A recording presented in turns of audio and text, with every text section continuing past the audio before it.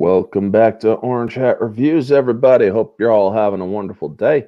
I am not going to be on camera because my camera has zonked out on my Chromebook. So, yeah, until further notice, I am off screen.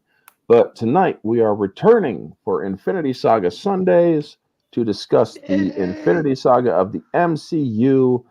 We took a weekend off for Easter to allow people to spend time with family instead of freaking coming on here to talk with my ugly mug. But anyway, we're going to be talking The Incredible Hulk, the best Hulk movie in my opinion. Debatable, yes, I know. No. Yes, this is the best Hulk movie. But yes. Ang Lee's movie is an incomprehensible pile of bantha poodoo. Yeah. I'll agree Anyway. with that, but that's not saying much. Yeah, but here's the thing. Ang Lee's Sorry, movie is worse. Here's the sad thing. Ang Lee's movie is worse than the sequel trilogy. Yeah. Kidding, not Anyway. kidding. Anyway, sorry. So maybe. I kind of maybe. before All right, let's Orange do his. before we do get his into intro it, thingy. before we get into it, we're back with Ambassador, Riot, and CJ. The other two are not going to be able to make tonight. Metalong, I do not believe will be making it for the foreseeable future. He has, or due to scheduling conflict. But Jacob is not feeling well. So, Jacob, we do wish you the best of recovery. Yes. And well wishes. So, the Hulk. Before we get into it, before we get into it, I want everybody, starting with the ladies first. We'll start with CJ to give themselves a shameless plug. Let everybody know where they could find you and any future projects you got coming up.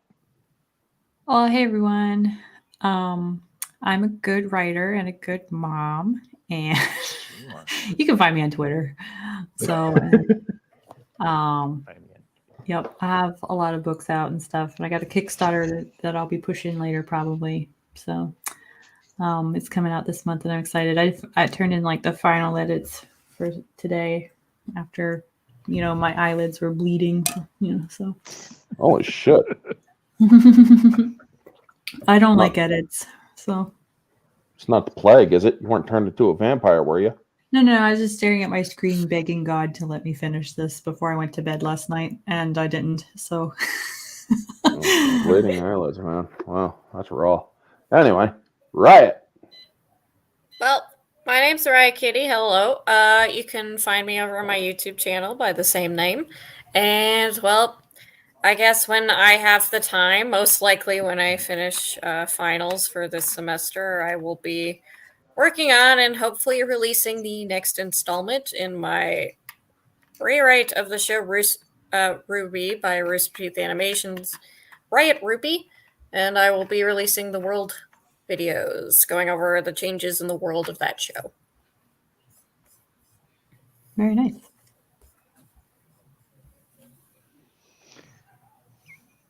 Okay, it's okay if I go. Ambassador. Yep, you're good. Okay, Yep, all you're right. good. Well, I just want to make sure that both the ladies were done. Well, I am the ambassador, not the ambassador banner. That's just a funny little gif I do. I am the ambassador. My channel is called the Ambassador Wing. Link is down below my name here. And I do primarily movie reviews, streaming reviews, if it's geeky, if it's nerdy, if it's cinema, if it's old cinema, new cinema, modern, ultra retro, whatever the case. If it's a movie, if it's a streaming show, if it's an old show, I review it. So, and I occasionally I release shorts and videos that sometimes trigger people. Like, why Ray? Anyway, that's my plug. Let's jump in. And as for me, I have Mystery Review Tuesdays going still. I have this week's mystery review is A Lover Revived because it's Easter season and it's resurrection season. So in this movie, it is going to be a lover is resurrected, and the movie is also a sequel. So no spoiling it for anybody. If you know it, don't spoil it. And also smash the like or share the stream out. It gets more attention. If you're catching this on the replay, enjoy the conversation and leave your thoughts and stuff down in the comment section below. Also, Wednesday night, I will be on Jade Shadow's channel where we continue the ones and twos to discuss Fright Night Part 2, the 1988 film. So that's going to be fun to discuss. And yeah, other than that, the end of the week, folks. So I will not be doing comment or content for Thursday, Friday, or Saturday because I will be in recovery from a medical procedure I'm having done later or having done on Thursday. Anyway, without further ado, let's get into it. So 2008's Hulk, the Incredible Hulk. Incredible Hulk. Done by Louis Leterrier. And studio was Universal instead of Paramount because Universal at the time had the rights to the Hulk. Marvel had spread the rights wide, folks. I mean, Fox, Universal, Sony, they were all over. But the MCU had a plan, and they were going to try to bring it all back together. That's why we haven't had a Hulk movie since The Incredible Hulk, because of all the rights issues. And Universal's a bunch of dicks. Yeah. And also, I mean, Disney, it's kind of funny that Marvel ended up getting the reacquired rights, at least partially, because of the 2003 Hulk. Oh heavens! Just because of how nonsense it was, but yeah. So so we start off in this movie, and I love the opening. The opening showed that it was paying more close tribute to Bill Bixby and his Hulk transformation, where his eyes glow green before he transforms. And I absolutely love that. Plus, it does the whole cellular under the microscope kind of look. And I really do like how they go over a brief origin plus a little bit after to basically show you how tragic the Hulk's character is, like how he accidentally hurt Betty, how he broke up Ross's arm, and how Ross has just been on this unending hunt for Banner, even requisitioning Stark Industries. So that was a bigger confirmation that this was going to be connected to Iron Man, as well as the scene at the end, but we'll get to that later. But what did you all think of the overall scene or the opening scene of this movie, the introduction scene? Start with Riot. I think it was a bit like I would say like the pacing is a bit wonky for me, but overall, I think it was a good introduction to the Hulk. So, yeah, and then like I kind of compare it with almost like a Dr. Octavius in Spider-Man 2. It's just like kind of like the tragedy of the whole thing. It's like that. Just something had to go wrong, and then he hurt the people he loved because something went wrong. So I think that was a good opening scene. And yeah. All right, that is nice. fair. CJ, what did you think of the opening scene? Plus, what were your thoughts on the score, the musical score for the opening scene as well? Let me get to that in a minute. Okay, so like, I thought they were actually remaking the Hulk movie because the first one had been so bad. So no offense, just like, so I was like, oh, okay, they're just gonna try this again. So here we go. Yeah. Yep. So I was kind of expecting more of like an origin story than we got for the opening. But I was like, oh, okay. that seemed pretty quick. So what are they going to do next? Yeah, same. Like I was like, yeah, this is good, but it feels like it's too quick. That's Yep. So I thought, Heavens. the music for Hulk can be kind of like all over the place, I think, a little bit, just in general, just because he is supposed to be like ranging between the extremes. So I don't know. All right. That's just kind of my general impression of it in general. Yep. All right. Ambassador, what were your thoughts on the music and the opening sequence? The score was good. I mean, it's nothing terribly memorable, but it's a fine opening score or anything, or opening score for the intro. As for intro itself, I mean, it sets the stage very nicely. I mean, most people know the basic gist of the backstory of the Incredible Hulk. Obviously, they've changed it from the comic, or at least the original comic book origins, to the more modern origins, which is fine. I will just say this, and yes, I say this as a happily married man. I would love to check out Betty Ross, played by Liv Tyler, underneath the microscope any day, because she was great as Betty Ross in this. I liked her Betty Ross a lot better than Connelly. Yeah, I have to say, Liv Tyler as Betty Ross or anything, she did a really good job. I was glad to hear that she's going to be in the new Captain America, or she's going to be returning as Betty Ross in the new Captain America New World Order movie. Oh yeah, doesn't Hulk have like a son with her or something? No.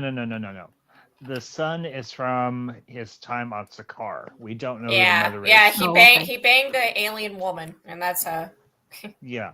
We don't know who the mother is. We don't know who Scar's mother is from this particular iteration of MCU. The MCU here. But as far as the intro goes, I mean, it does the job. It brings you up to speed. Hey, here's who's playing who. Here's what happened. Here who's got hurt, and here's why Bruce is on the run. And there's not much else to say. I mean, it does what it's supposed to do.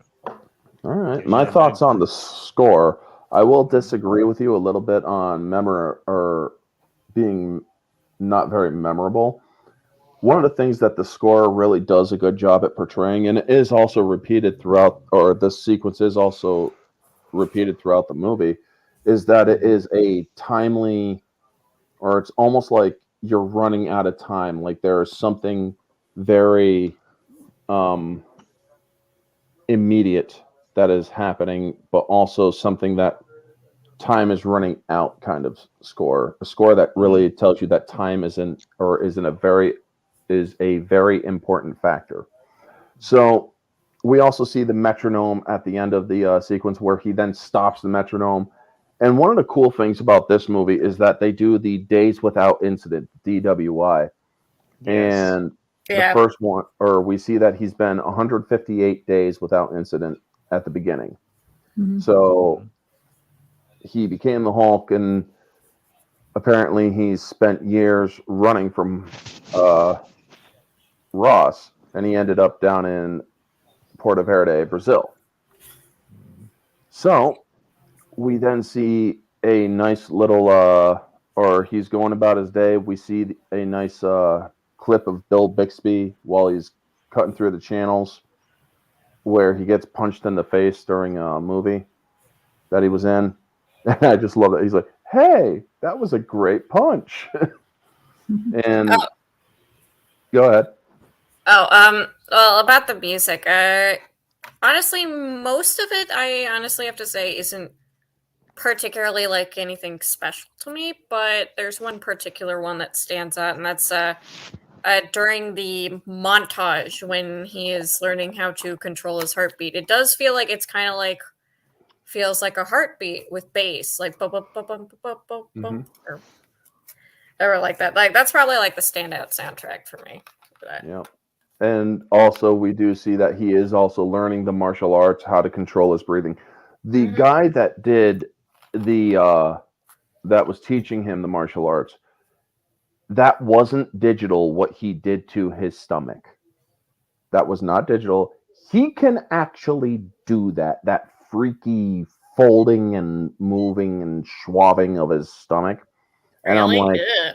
Wow. I'm like, yikes. That is beyond disturbing, but it's also Really interesting. cool. Yeah, I know, right? Well, this So- was kind of like the era before like CGI got really, really crazy. So yes, Mhm. actors actually had to learn how to do all these crazy things before they could just be in a green screen suit and take care of business. Exactly. And then we also see him working at a factory where Mhm. we get a small tease of the three punks that he has interactions with throughout his time in Brazil. And also Martina, who kind of looks like a Brazilian version of Natalie Portman, but a little hotter in my opinion.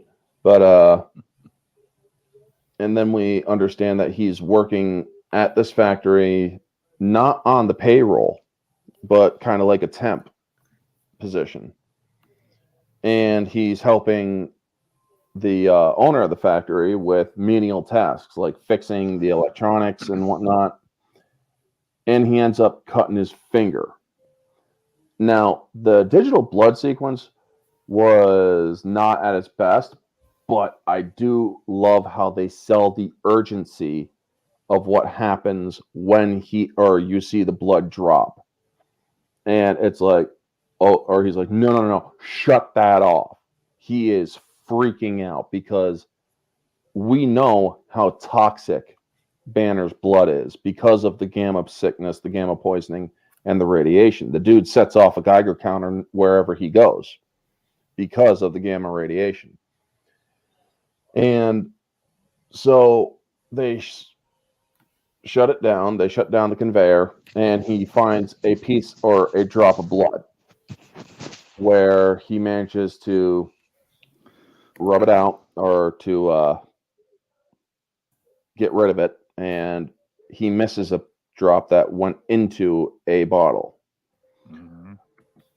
So, what are your thoughts on this entire scene or going through the scene, the drop of blood, the urgency? How do you think this scene played out in your guys's, or how well do you think this scene played out in your guys' opinion? We'll start with CJ this time.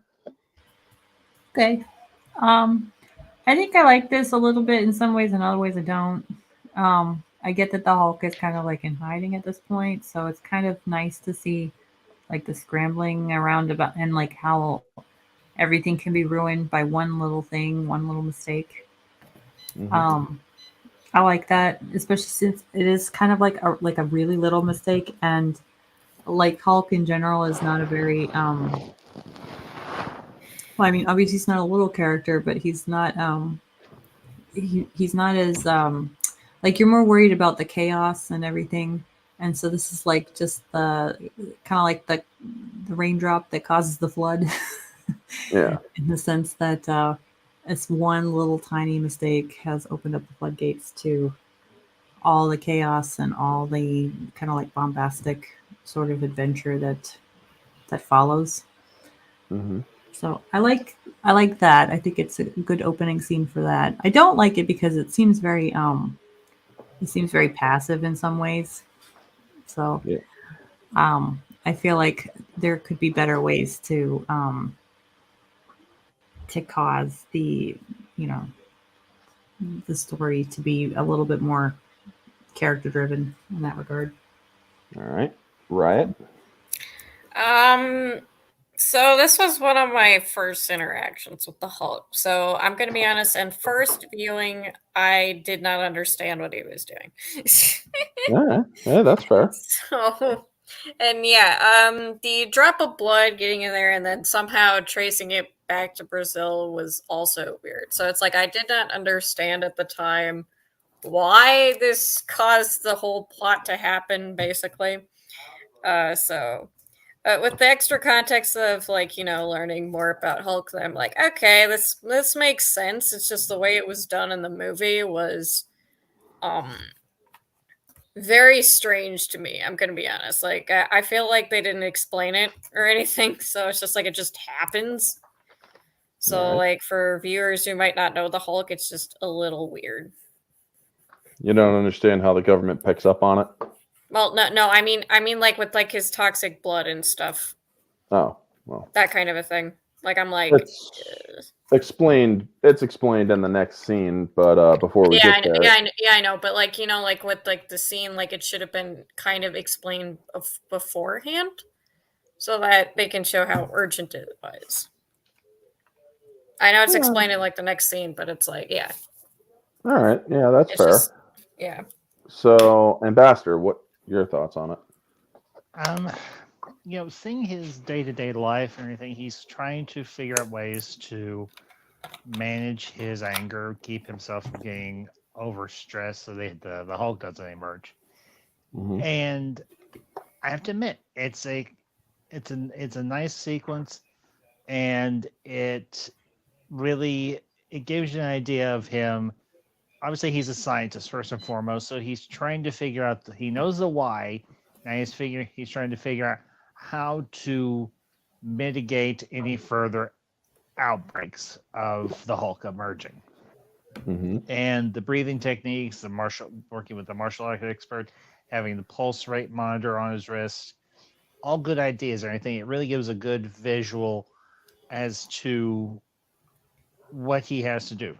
In terms of the job, hey, that part of the world, he can get a job just about anywhere, and you don't have all the documentation and whatnot that you do here in the States, which is a bonus for him. Mhm. And yeah, he's working off the books or anything. He doesn't want to be put on the payroll because obviously he doesn't want to be tracked down by Ross and them. As far as the whole issue with him getting nicked and everything from fixing that piece of machinery in the factory, the bottling factory, and the idea that his blood is toxic, that isn't a big stretch because think about it. He's been exposed to massive amounts of gamma radiation, and it would make his DNA, or in this case, his blood, a form of a mutagen. Or anything cause a person to mutate or even a person to get sick. So that's not a big stretch for me, even though they do explain it in the next scene, because something like this is going to affect a person at the genetic level. And I think Yeah. when you're exposed to any type of radiation or chemical that gets into your body, gets into your bloodstream, or it gets into you on the cellular level, it's going to affect you. It's going to, and obviously, it's going to, at times in the normal world, it's going to affect you adversely. In his case, the Hulk is the adverse reaction. It gets triggered by anger. So it's a physiological reaction. It's also an emotional reaction, which is why he's working both on keeping himself calm in terms of doing meditation and breathing exercises, but also on a emotional level. I think working with the martial arts, that also helps there. Yeah. Because with martial arts, it's all a matter of keeping your emotions in check so that you don't act irrationally. It deals with a lot of Far Eastern. I don't. What's the word I'm looking for? Self-discipline. Yeah, self-discipline, for lack of a better word. So, but anyway, yeah. My thoughts on it, honestly, I thought that it was done well because the beginning of the movie shows, or the opening sequence, the montage shows that when he turns into the Hulk, his blood kind of goes green, which functions as a toxicity, so to speak. It's a visual storytelling method. And when he reverts back, his blood goes from green back to red.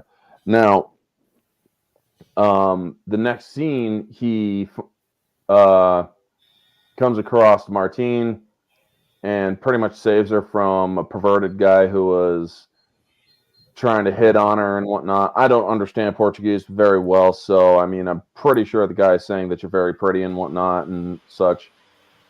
But he tries starting something. The factory boss stops him and they all leave, and Martina leaves with Rose.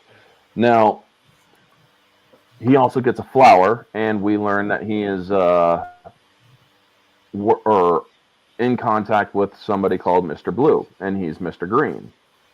And I know it's funny. Yeah. And Yeah. he gets this very ornate looking flower, and the guy tells him, make sure you use a very high dose. He uses the whole thing. Now, I really do love how this, or how he creates it using homemade equipment to make his little lab, a centrifuge with a wheel and other things. And then we see the cellular bit where the dose of this potential antidote suppresses the Hulk's cells. You could see the green patches on the red blood cells, and they abate. However, he continues to look because he needs to make sure that it stays, or that the cells stay normal. But the next time they cut in, the cells basically undergo a vengeful outburst of power that cracks the sample plate. Now, that turns out to be a failure, so he ends up sending the blood test. Now, the reason why I go into such detail about how it's vengeful, the cells, or the blood cells, are kind of have a vengeful outburst of power from the Hulk. Andy cells. Yeah. Is because there was an alternate opening that didn't work with the test audience, where he was up in the Antarctic and he was going to blow his head off. They used part of this in the Avengers. Yeah, they mentioned and changed it slightly, because he has the gun in hand held downward. He pulls the hammer back and then he turns into the Hulk and then crushes the gun in his hand, and it goes off in his hand more, pissing him off more. The Hulk is ever present in his mind. If the Hulk feels that Banner is going to do him harm, he will react.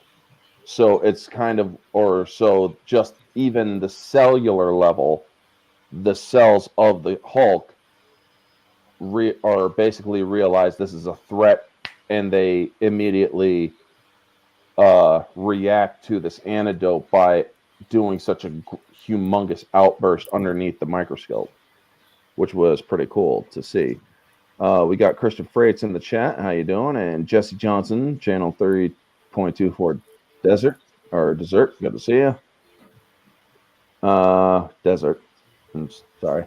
But yes, the Incredible Hulk movie was inspired by the Ultimate Destruction game. Yes, that game is one of the coolest games that they had on the original Xbox, where you could basically you could surf on a freaking bus. You could glide using airplanes and whatnot. It was so cool. What is that? Oh, well, like, what is the Can you describe the game? I'm not a gamer. The game Hulk Ultimate Destruction involved the Abomination, who is the villain in this film. Mm-hmm. The Hulk was basically trying to stay hidden, but he was unable to, because Blonsky was not so much a soldier in the book or in the game. He was a division specialist, which the villainous force or the villainous company is called the Division, which you get to rip down their buildings and whatnot. I mean, you can destroy buildings in this game, and you can use wrecking balls as like bolas. You can use cars as boxing gloves, as the Hulk does in this movie. It is very much kind of loosely based on the video game, which I thought was actually very well done. But getting on further, what did you all? We'll start with Ambassador this time. What did you think of the cellular twist of this of the cellular experiment that he does to try to find a cure? Well, like I mentioned before, Banner is first and foremost a scientist, and he's going to use every plausible theory or process that he can to try and cure himself, because obviously, as he says later on in the movie, I don't want to control it. I want it gone. Mhm. And he follows this lead and everything from this Mr. Blue, and everything who we meet later on. And I'll just say this briefly. I love the fact that I can't remember the name of the actor who plays Mr. Blue, but what a great choice for Mr. Blue. Everything, but the fact that unfortunately it ends up not working. Obviously, it's very frustrating for Banner, and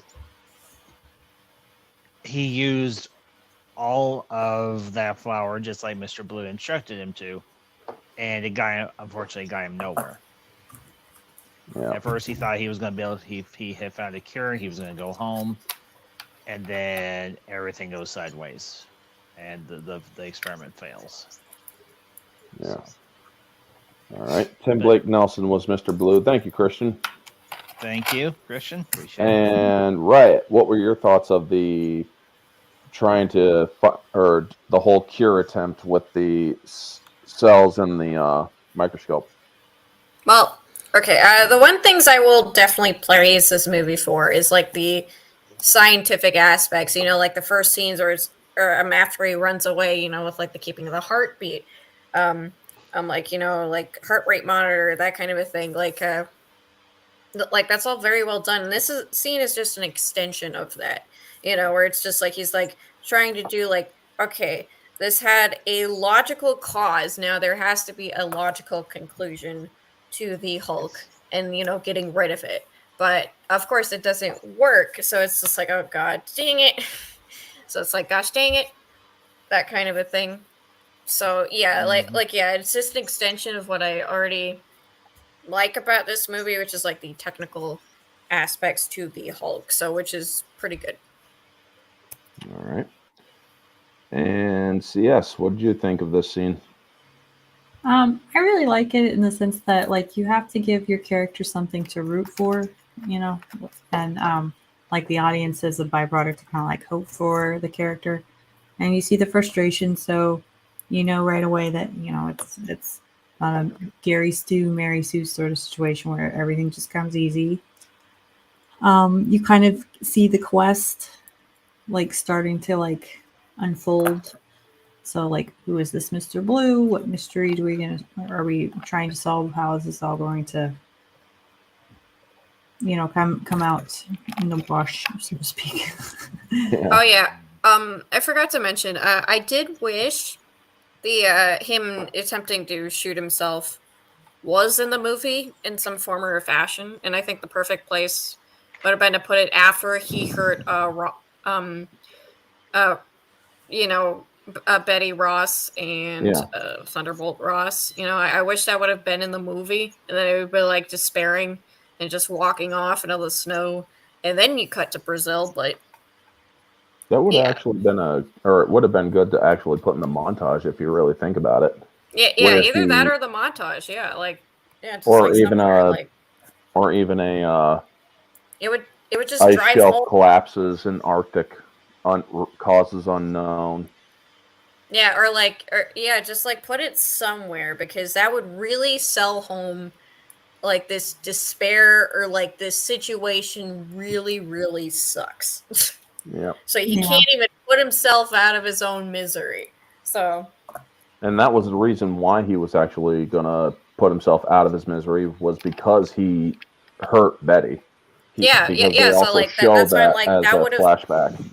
Yeah, that would have been like perfect to put it in the movie, either right after that scene where he hurts Betty and like he runs away, or like as a flashback, something like that. Like I think that would have been like a lot more clarity to the situation, that this really, really sucks. Yeah. And well, I mean, like I do kind of like how they like they kind of draw you into that his character as he is now. He's alone. He's a loner. He's trying to find connection. He can't find connection. He's trying to find a way out of his condition. Can't find a way out of his condition. So you're kind of boxing him in at this point. Mm-hmm. Alrighty. So the next scene comes up into the United States at the Pentagon, where Spar is reporting to Ross about possible gamma sickness, and we get our Stan Lee cameo. Now, this actually does a really good job, in my opinion, of showing just how toxic Bruce's blood is. A single drop was in that soda. So, and you see Stanley drink it, and he goes, "Wow!" And then suddenly the effects hit him. He drops that thing immediately after saying "Wow," and he, it's just a really good way of selling just how toxic his blood is. And then we see Ross is like, "Where was it bottled?" Porto Verde, Brazil, and he has the CIA or put immediately on course to look for a white man at that bottling plant. No contact. If he even sees them, he's gone. And so we then see that the military is gearing up, and Peter Mensa, who plays another general, which is a friend of Ross, pulls him one ace, which he said or refers to or as one ace, which is Emil Blonsky on loan from the Royal Marines. Mm-hmm. And I love how they have the cinematography where he's flying in and it goes, or the helicopter goes across the sun, and you see the heat exhaust from the helicopter cross the sun and kind of makes it almost look like a flourish of flame. That was pretty cool in my opinion. And in a deleted scene, which comes after the incident in the Hulk incident in the plant, Mensa is back, and we'll get to there when we get there, because I would have liked that scene to be in the movie. But we then see, so they're on the plane, they're going to Brazil, and the first thing that Blonsky's like, "Is he a fighter?" And we then hear Ross go, "This man is a fugitive who stole military secrets. He's also implicated in the deaths of 2 military officers, Idaho State policemen, 2 police officers, military officer in Idaho policemen, 2 Canadian hunters. So don't wait to see if he's a fighter. Just trank him and bring him back," which is a great scene in itself when we get there. But what did you guys think of the introduction to Emil Blonsky and the Stan Lee cameo? We'll start with Riot.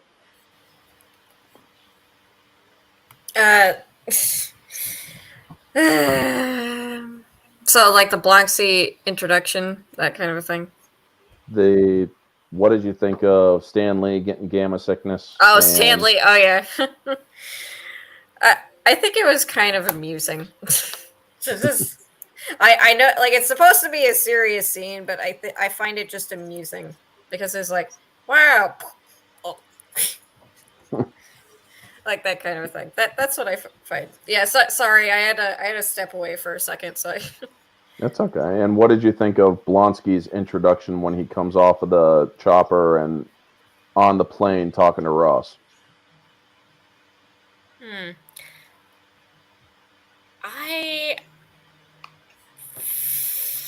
Honestly, I felt like the introduction was weak. To be honest, All right. It's just like, oh, okay, there's this guy now.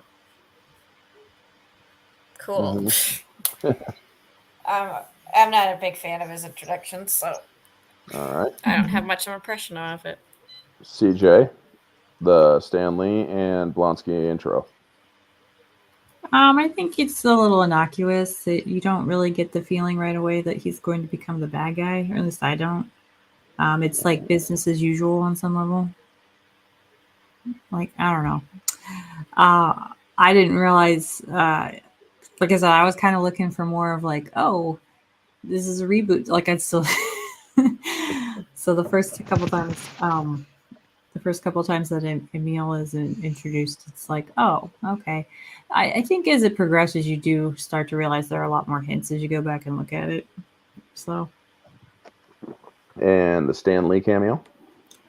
I think Stanley is a very popular, beloved figure, and he will always be funny and sweet and poignant in all the right places, just because people love him. If it was anybody else, I don't know if you'd get quite the same response. Yeah. Ambassador.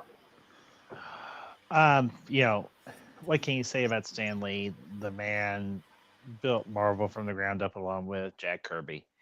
And his cameo here in The Incredible Hulk, I will say this, it was the most impactful cameo he had in just about all the other ones. All the other cameos he had, they were kind of, they were a little bit fan servicey, and that's not a bad thing. Fan service is not a bad thing. Let me qualify that right here and now. But of the cameos that he had, this one actually progressed the story, whereas the other ones were they were one-off. They were a little bit of a joke. They were a little bit of fan service. Okay, they're Stan. And that's a good thing. As far as Emil Blonsky's introduction, I will say this to Tim Roth. His career has been, I don't want to say hit and miss, because he's done good stuff and then he's done stuff like, what were you thinking? But I will say this. His part in this movie as Emil Blonsky, you can tell everything from the outset. This is a guy who, when he asks Ross, is the guy a fighter? This is a guy who wants a target that he can engage with. He is like, his mindset is very Spartan-esque. He is a pure soldier. He is a pure fighter. He is nothing else but. Because when later on in the movie, when Ross says, you should be a colonel by now, he's like, no, I'm a fighter. What's my next target? What's my next I'll be objective? one as long as I can. Yeah. Yeah. So, and him wanting the skills to take on the Hulk because he has found something that that gives him a challenge.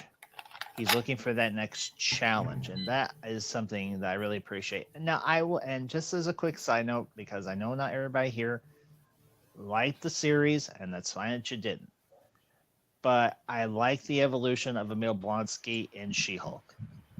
I like how he has changed from where he was now in The Incredible Hulk to where he was in She-Hulk. And that's all I'll say on that. So, anyway, all right. Moving on. So, we then get to the chase in Brazil, where they tip off, or before that, actually, we see that Mr. Blue contacts Mr. Green, or Banner, and learns that I'm sorry, I'm just going to snicker whenever you say that. It's like Mr. Blue. yeah, well, that's his name. Yep. So he contacts Banner. Stearns. Oh, shush. No. He contacts him and he says that preliminary tests look good, but he needs the data. Well, the data's not there. So it's like, what do I keep doing? Well, I got to keep moving. Now, that's when that night, the team is in Brazil and they end up tranking one of the dogs to shut it up because they think that the dog might be giving them away. Well, I don't know if these idiots ever been to Brazil before, but that kind of shit happens all the time in the favelas. I have a friend who goes down to Brazil a lot, and he hangs around the favelas at times, and that is literally, you never hear a dog not barking. So, yeah. The dog that lives with Bruce tips him off because it responds to the other dog being hurt. And he now knows that something is going on. So he knows that he may have been found. And I love how quickly he handles this. They put the C4 up, or they do the camera under the door, and the dog goes after the camera. And then you see them putting up little mini blocks of C4 with the chargers. Now, one thing that they didn't count on, but they used the cut anyway, was when they blew the door, a piece of the shrapnel actually hits Tim Roth's eye, which Ugh. it's a hitting or it's a blink and you'll miss kind of thing. But it's like, yeah, it wasn't expected, but it still worked for the scene. Mm-hmm. And then they come in and immediately shrink the body, but it's not a body, it's just the blankets underneath. And we then see just how exceptionally evil Blonsky is. He looks down at the dog and just tranks the damn dog. It's like, oh, shut the fuck up, dog. And Banner's on his way down, comes across Martina, who's just getting out of the shower and getting dressed. And she stays quiet for him, and they all go to run after him because they think he's on the ground. Well, he gets on the ground, runs right into them. And it's like, you should have, or if you seen them, a smart person would have just kept on jogging like it was not a big deal, just kind of the hustle and bustle of this or of the activity around you. Now, him stopping and then the whole chase, he runs into the three punks. And one of the things I do like is that Bruce knows the favelas well enough that he can lead these guys into, say, falling off the favelas, because one of them does. And he takes a sharp turn where another guy jumps almost off the favelas. Would have been seriously hurt if he went any further. But he runs into the three punks from the plant, and they end up chasing him into the plant. Now, we then get to the main incident where he has to stop twice to keep his pulse down. But one of the cool things that I absolutely love that a lot of people miss is that when he's telling the punk, please stop, me angry is very bad, and the guy says it in English, you bad angry G, me very bad angry. They cut to Ross and Spar, and they immediately react because they know exactly what's about to happen if Bruce gets angry.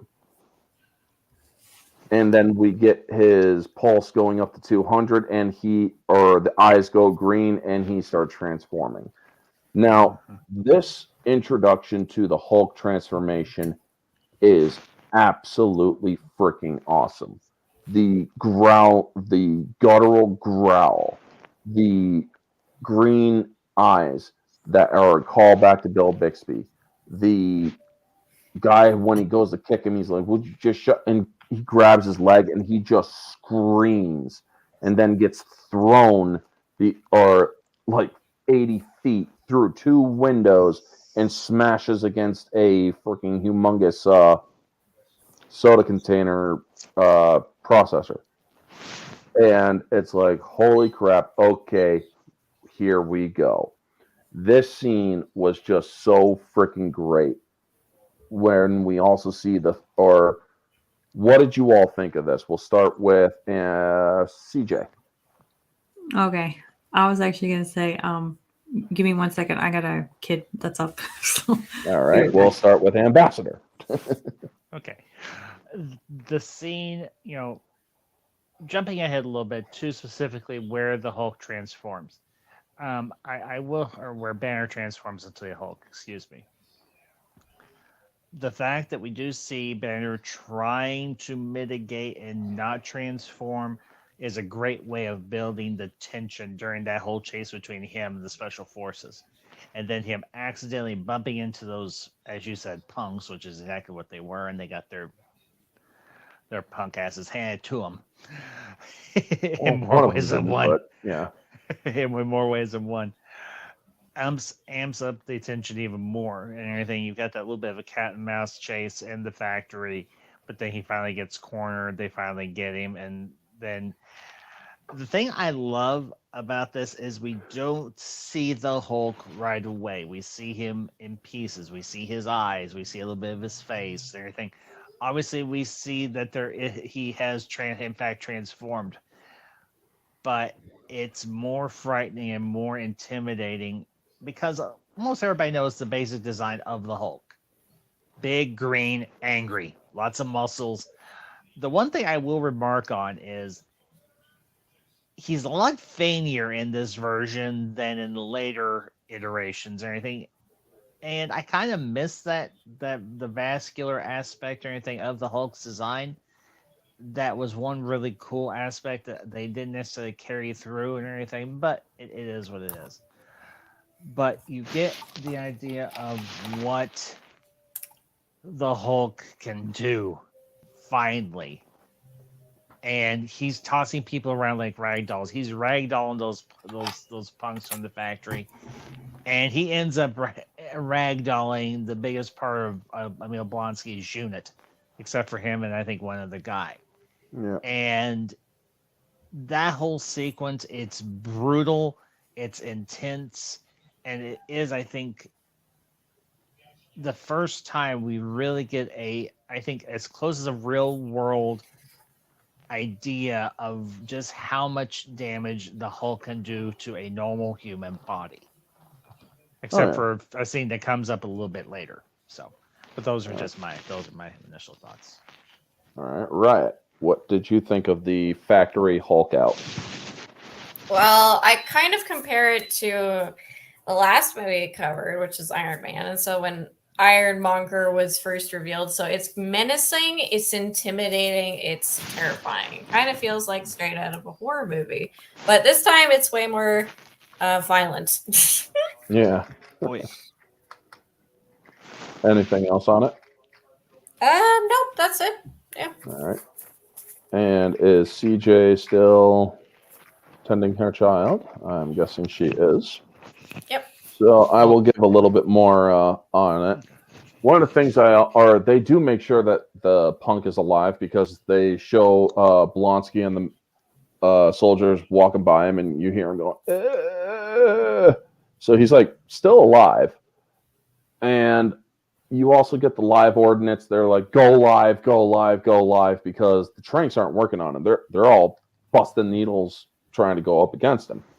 And I also like the moment where they throw the flashbang at him and you see his outline, and afterward these guys are all like, what the fuck was that? Not to mention there is a scene where they show I didn't sign up for this. Okay. Yeah, they show the Hulk going or in the night vision where he goes up and grabs the camera. That is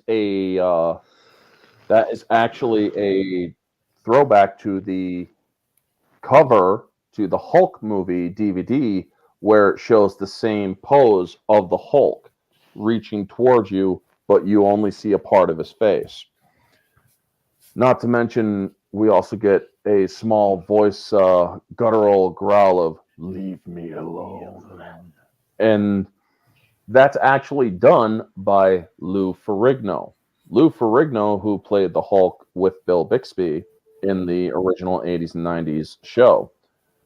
And I absolutely love how they give the Hulk a proper voice in this instead of use it, or what they do later on with Mark Ruffalo. They allow him to have use even the Hulk voice. But Blonsky and the Hulk's face reveal is so freaking great because the Hulk's eyes glow. They glow that gamma green. And when he gets angrier, that's how you know that his strength is increasing. Not only through his actions, but his eyes will glow even brighter as his anger builds and his strength builds. And I absolutely love that scene when Blonsky sees him for the first time. So now CS is back. So what did you think of the Hulk out scene in the factory? I really think it's a good expression of kind of like the culmination of the inner turmoil that he's had to struggle and face with.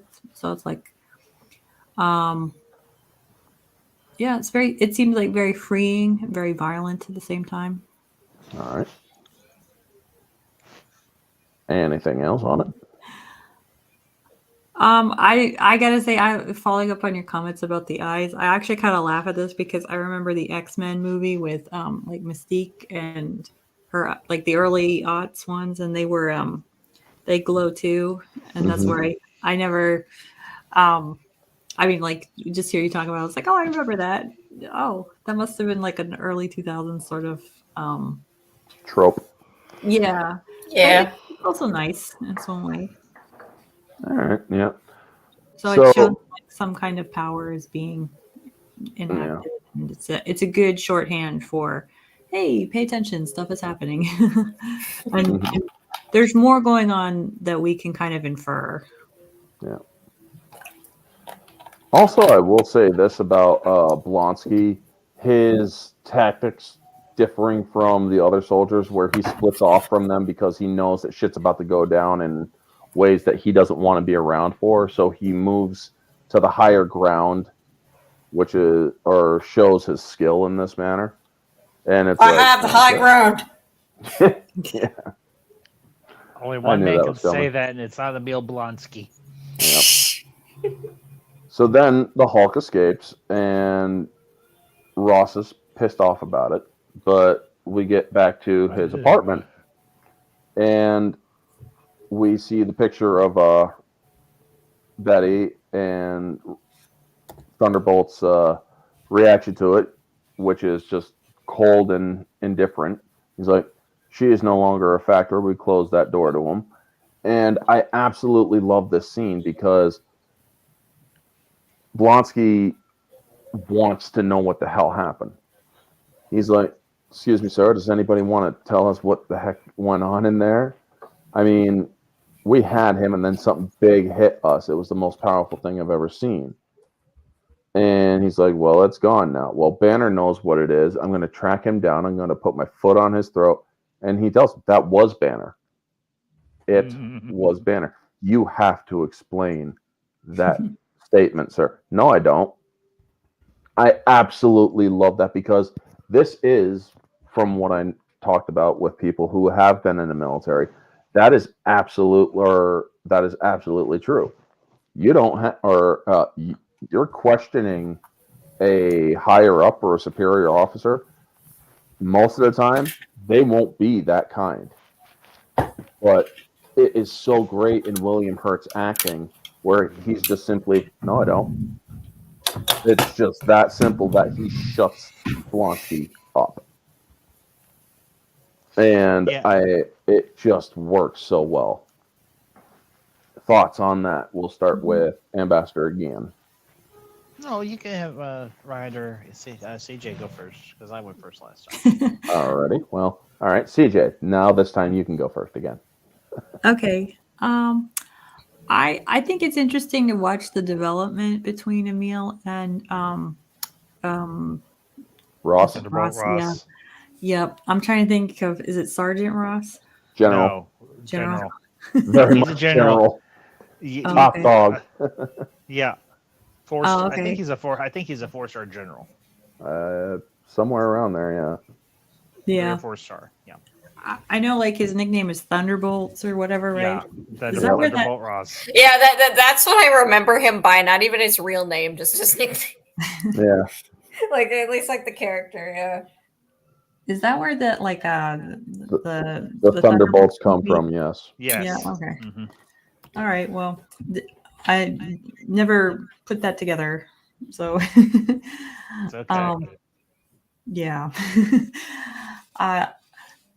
So I like how the relationship between the two of them develops because you can see like they start like they start off with like a kind of a common goal, even if they're not like the Venn diagram between their goals is very large, and they're eager to walk through the middle of it together until Emil starts to get more powerful and more capable and more terrifying. So I like that. I like that dynamic. I do think Ross keeps his cool a lot. I think he is a good kind of like reference because he's in charge. You know, he's used to being in charge and he's got a lot of authority behind him. So, All right, Riot, your thoughts on the scene or the after scene where Ross and Blonsky talk about what happened in the plant? Well, it definitely is like, yeah, like you said before, like a soldier and like the superior officer, like don't question the superior officer. But then, like, honestly, like I think in that moment, I feel like, the scenes where Banner is Hulk, like, or at least like this, I like his performance a lot. William Hurts is probably my favorite performance in this movie. So I like his performance when, like, it's just like it feels like very cold, like it almost feels personal but not quite. It's like I think he's just like it feels like he's flashing back to like when Hulk hurt him and his daughter. And like it's just like, no, I don't. I just don't. And it's like he's just putting that wall up. He's not gonna talk about it. Go away. Thank you. That's actually an interesting perspective on it. Yeah. All right, Ambassador. Like I said, the character development with Emil Blonsky is very good in this movie. And I have to say this about William Hurt. He is an actor I think that was very unappreciated in his time. And I'm glad that his part in the MCU still exists, and I think particularly the Infinity Saga. Granted, he wasn't in there a lot. But for the movies that he was in there for, he really nailed it. I mean, he has that very authoritative presence about himself, particularly in this part as General Ross, and he commands respect even from someone that's outside of the United States military structure, because as it's mentioned, Emil Blonsky is on loan from the Special Forces over in Great Britain, if I remember correctly.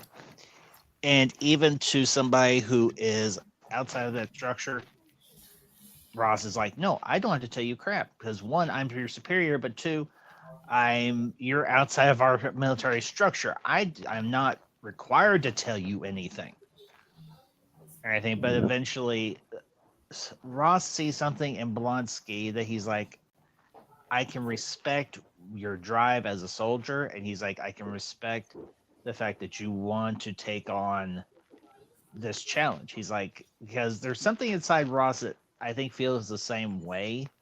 If he could take on Hulk himself, he probably would.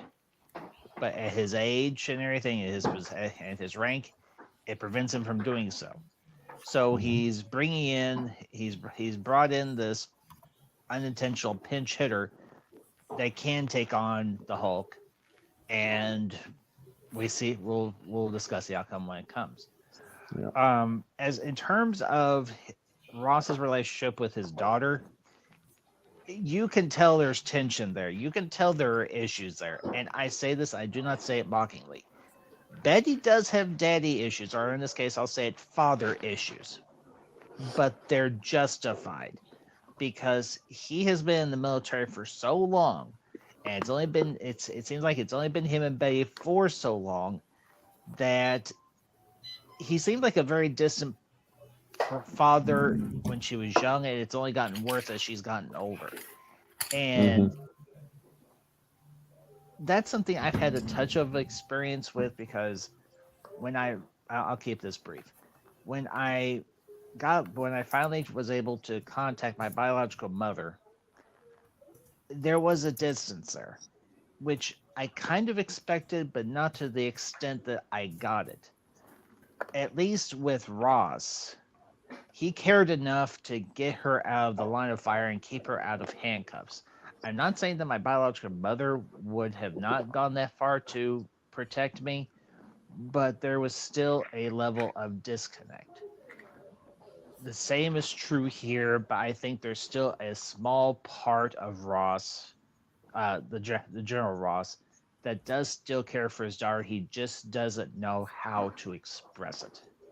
So that's my 2 cents on that part. I actually I actually really like that dynamic too, for what it's worth. Is that he does care, but he doesn't know how, like you said, and he's so used to kind of like, you know, doing what needs done in like in a very rigid way. Like right now, we need to do this, and we need to do this, and if we're going to do this and this and this. But loving someone and caring for someone are not like that at all. Usually, you know, it's people are more complicated than like projects. Yes. Alrighty. So the next day, Banner wakes up and they reset the days without incident. And he finds a person and he asks him in Portuguese, "Can you help me? I don't speak Portuguese." "What? Where am I?" "In Guatemala." He went from Brazil to Guatemala, and I just looked up the distance. That's over 3,000 miles. Hulk got some air and some speed. And so he ends up traveling through Guatemala City. And I love the stretchy pants bit where he gets the pants and he measures them against a, well, rather robust on the bottom woman or rotund woman. And he's like, "Do you have any in stretch, or do you have any that are stretchy?" And so he gets some stretchy pants, and then we get the PTSD scene where a light or a car light goes across him while he's sleeping, and also the vehicle's noise reminds him of the gunfire. That is something that I really do like throughout this movie, is that there are those PTSD moments where he remembers a little bit of images and flashes of the Hulk, which basically tells you that, yes, these two, while separate, are indeed connected. And we then see that he's traveling afterward, stays on the move, and we get the Ross and Blonsky debrief where he's like, "I've been on crap missions before where we didn't know what we were going up against, and we moved on to the next one. We've lost good people, but that's the job. But this is a whole new level of weird, and I don't feel inclined to step away from it. So if you're going after that thing again, I want in. And you might want to get some, or you might want people who know exactly what you're dealing with. Because if that thing shows up again, you're going to have some professional tough guys pissing in their pants." Sir. And I love how he emphasizes "sir" because he's remembering decorum. Now, there's also the scene where you see Ross opens a door and Blonsky's sitting outside of it. That's actually from a deleted scene where he's actually going over a debrief with the same general played by Peter Mensa, and he's giving a description of what he saw. Now, in the deleted scene, he describes the Hulk as greenish gray, which is a callback to the Gray Hulk. And we then also get an extension to the scene where he talks about the Biotech Force Enhancement and the WW2 Super Soldier program, which we all know is Captain America program. Yep. Now, one of the interesting things is this is a movie with a super soldier before the original super soldier, and they even discuss it, so that's an obvious hint of what's to come. Now, when Ross, blanked out for a moment, Ross is discussing Banner's stuff, he's like, "It was very early phase. It wasn't even weapons grade or weapons level, and I let him and he tested it on himself, and something went very wrong." Well, that's what you hear in the theatrical edition, but in the deleted scene, he says, Banner was so sure of what he had that he tested it on himself. "I let him, and something went very wrong, or it went very right. As far as I'm concerned, that man's entire body is property of the U.S. Army." So when Blonsky tells him, if I had the body I had 10 years ago with what I know now, that would be somebody I wouldn't want to fight. I could probably arrange something like that. You told me they killed the program, or you told me they killed it. They killed the program. Haven't you ever heard of some or saving some for a rainy day? That's from the deleted scene, which I wish they had actually kept in because it was under 2 hours. They could have kept that whole scene in and kept it under 2 hours still, because back then in phase 1, they didn't want to go too much over, or they didn't want to go over 2 hours unless they absolutely needed to. So they kept it trim. So what are your guys' debrief thoughts on the debrief with discussing the Super Soldier program and the Guatemala scene where he's the stretchy pants and the PTSD? We'll start with Riot on this one. Okay, I just got back. What is the scene in question? All right. It's the Guatemala stretchy pants and the top, or Thunderbolt and Blonsky talk about the Super Soldier program. Those two. Okay, the stretchy pants. Where he was in Guatemala and he needed new pants, so he measured them against a woman and asked for stretchy pants instead. A woman with a big bottom. Oh, now I remember. I'm like, girl. oh wait, Guatemala stretchy pants. I'm like, what? Oh yeah. That was just kind of interesting. Like he's like trying to see if like, yeah, maybe I don't need to be completely bare Yeah. when I'm Completely in Hulk embarrassed. form or whatever. That was kind of amusing. And then with the Thunderbolt Ross, yeah, I guess it just adds more context at the beginning of the movie, you know? Mm-hmm. Like, it's like, yep, this, this is what we did in, like, the Super Soldier program, and, how it was definitely a big disaster. Yeah. All right, that's it. Did you catch the hint to World War II though? World War II. I don't When think he I did, says no. during World War II, they initiated a sub-program, and Blonsky referred to it as the Super Soldier, an oversimplification. Oh, yeah, that is a reference to Captain America, yeah. All right, just checking. Yep. So, CS, what did you think of these scenes? Although I definitely did not know it at the time, so. Well, nobody did actually, unless they were diehard fans. And Hi, hello. yeah, well, yeah, of course you did. But Yeah. CS, what did you think of these two scenes? I write a bunch of novels and stuff, and I like all the conspiracy theory stuff. I was joking with my husband earlier today, and I'm like, you know who you married? You married that guy that works for the National Enquirer in the Men in Black movies. I love it. Wow. And so and I was like, there's my dream job right there, I guess. Right. But so I really like the exchanges with the Super Soldier stuff and the serum, and I mean, obviously it has a larger role later on in the MCU with Captain America and the Winter Soldier. So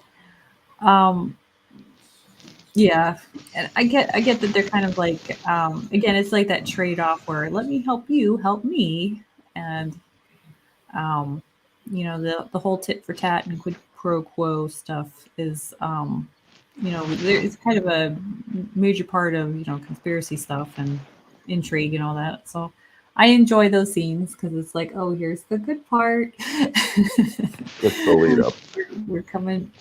You're starting to see the progression of the antagonist and the villain in the book, or in the movie in this case, and so it's interesting to see their dynamic and how they start off on like I said, a very helpful, agreeable sort of level. Then it increasingly gets more. It does get more antagonistic. And you see this at the end, of course, when Ross is like, "Okay, Hulk, go smash," and As far as the pants thing, I laughed when I saw the scene just because it's funny. Yeah. Alrighty. Yep. I Yeah, gotta that's say, I it. like the purple too, for what it's worth. Yep, the muted purple in this case. Yeah, well, I mean, Yeah. this was during like I mean, they've made jokes about it before, obviously, but like the superhero stuff was, you had the X-Men, you had coming out and stuff, and they were all kind of muted and angsty and other things too. So Modern. yeah, so there you go. Alrighty. So, Ambassador, your thoughts on these scenes? Um, the scene between Ross and Blonsky, the debrief, and I will say I like Blonsky's comment there. He's like, "This goes sideways again. You're gonna have a bunch of trained professional badasses pissing their pants like an alien." Yeah. And Orange and Riot, if you don't get that joke, then hang your heads in shame, because that's from a live stream I referenced before we started. Sorry. Deep cut. You'll have to. Uh-oh. I think I'm about to get. Orange is about to do a clip. No, I wasn't doing a clip. I was just, Okay. All right. Anyway. Out of context.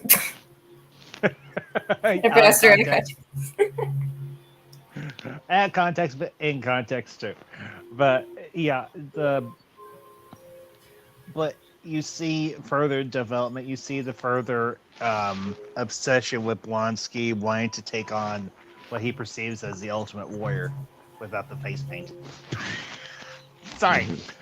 I'm getting punny. I can't help it. Sorry. Boomy. stay on track. Stay on target. Stay on target.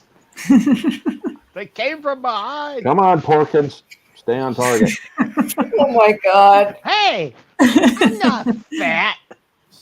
Hang your head in shame. Anyway, okay, sorry. The whole scene with Blonsky and Ross, as I mentioned, you see the further progression of Blonsky's obsession with taking on the Hulk again. And Ross is like, okay, I see somebody I can actually I have some of a similar mindset with.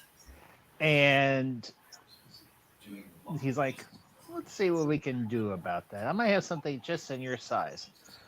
And speaking of being just in the right size, that scene with Bruce trying to get the right stance, that was a good piece of subtle, played overly humorous.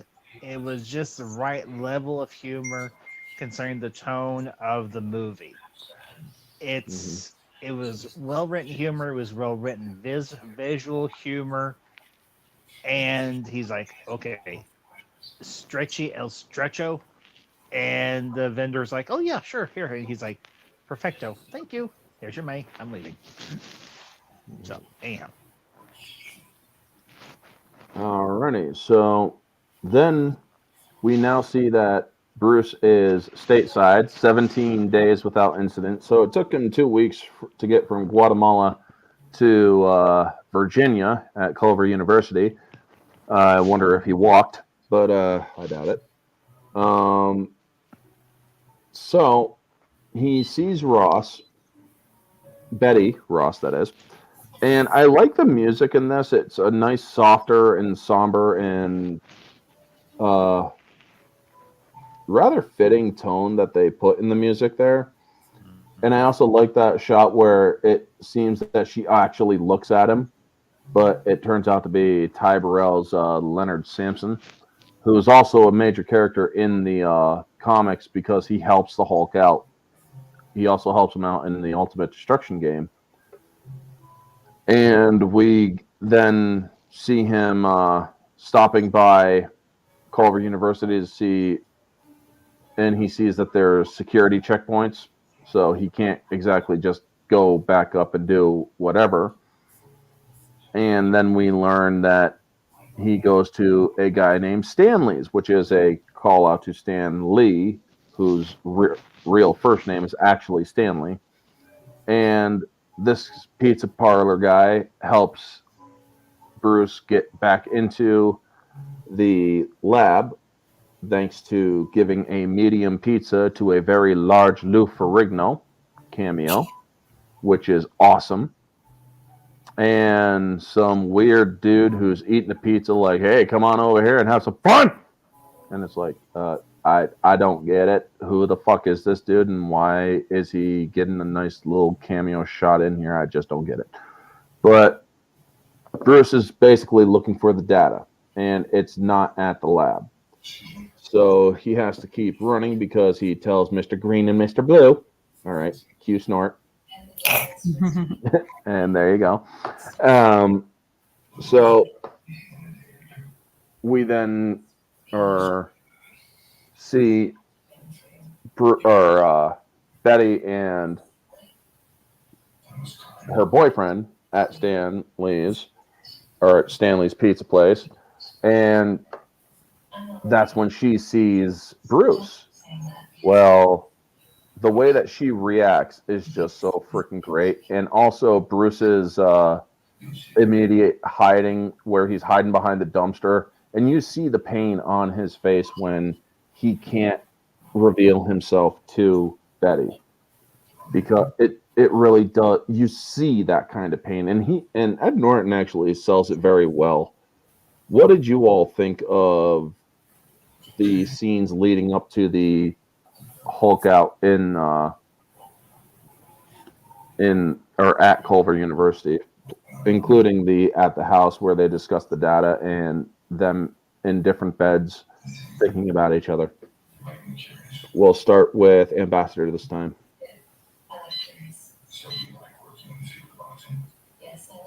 Maybe we Sorry, will. I had myself muted. Sorry. Happens to the best of us. Well, at least I didn't actually say anything while I was muted. That's what she said. Okay. Bruce, Bruce finally back in the States. He's at Culver City University. Obviously, he's kept track of where Betty is or anything, where she's teaching and whatnot. And I had the same thoughts that you did. I love that scene where she's sitting there on one of the benches there on the campus, and Bruce is looking at her from behind a tree. It's a very cool fake out. Mm-hmm. Because what if she had seen him just then? What would have been her reaction would have been? Think about that. Mm-hmm. But I think it was a very effective fake out. It builds good tension. And that's the thing about this movie throughout it that I've really appreciated is the building and payoff of tension. That's something I've been really paying attention to more in movies and the streaming and the series, the shows I watch. And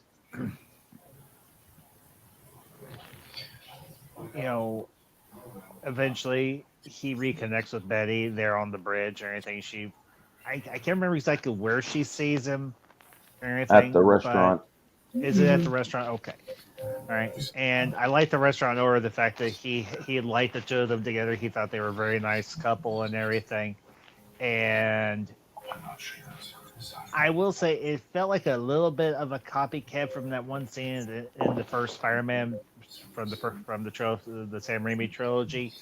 But even so, for this, it works. It works very nicely. And you can tell that there are still some residual feelings between the two of them, maybe more so on Betty's end or maybe more so on his end. The fact that neither one of them can particularly sleep, it gives you the idea that they're both still, there are things that were left unsaid between the two of them, and they're both they still wrestle with that, even though Betty's found what seems like a decent guy. Anything I forget the name of the character or anything, but he seems like a really decent guy. And honestly, I know this is jumping ahead just a smidge, but I did not care for Thunderbolt's comment. Where does she find these guys? What, guys actually give a crap about her? Guys actually What, super geniuses? Well, one's a psychiatrist. Isn't that the Ty Burrell's character? Is he a psychologist or a psychology professor or something? Whereas Bruce was a geneticist. Yeah, it's just Yeah, like he's a head they're shrink. both doctors or something. Yeah, exactly. She keeps finding doctors.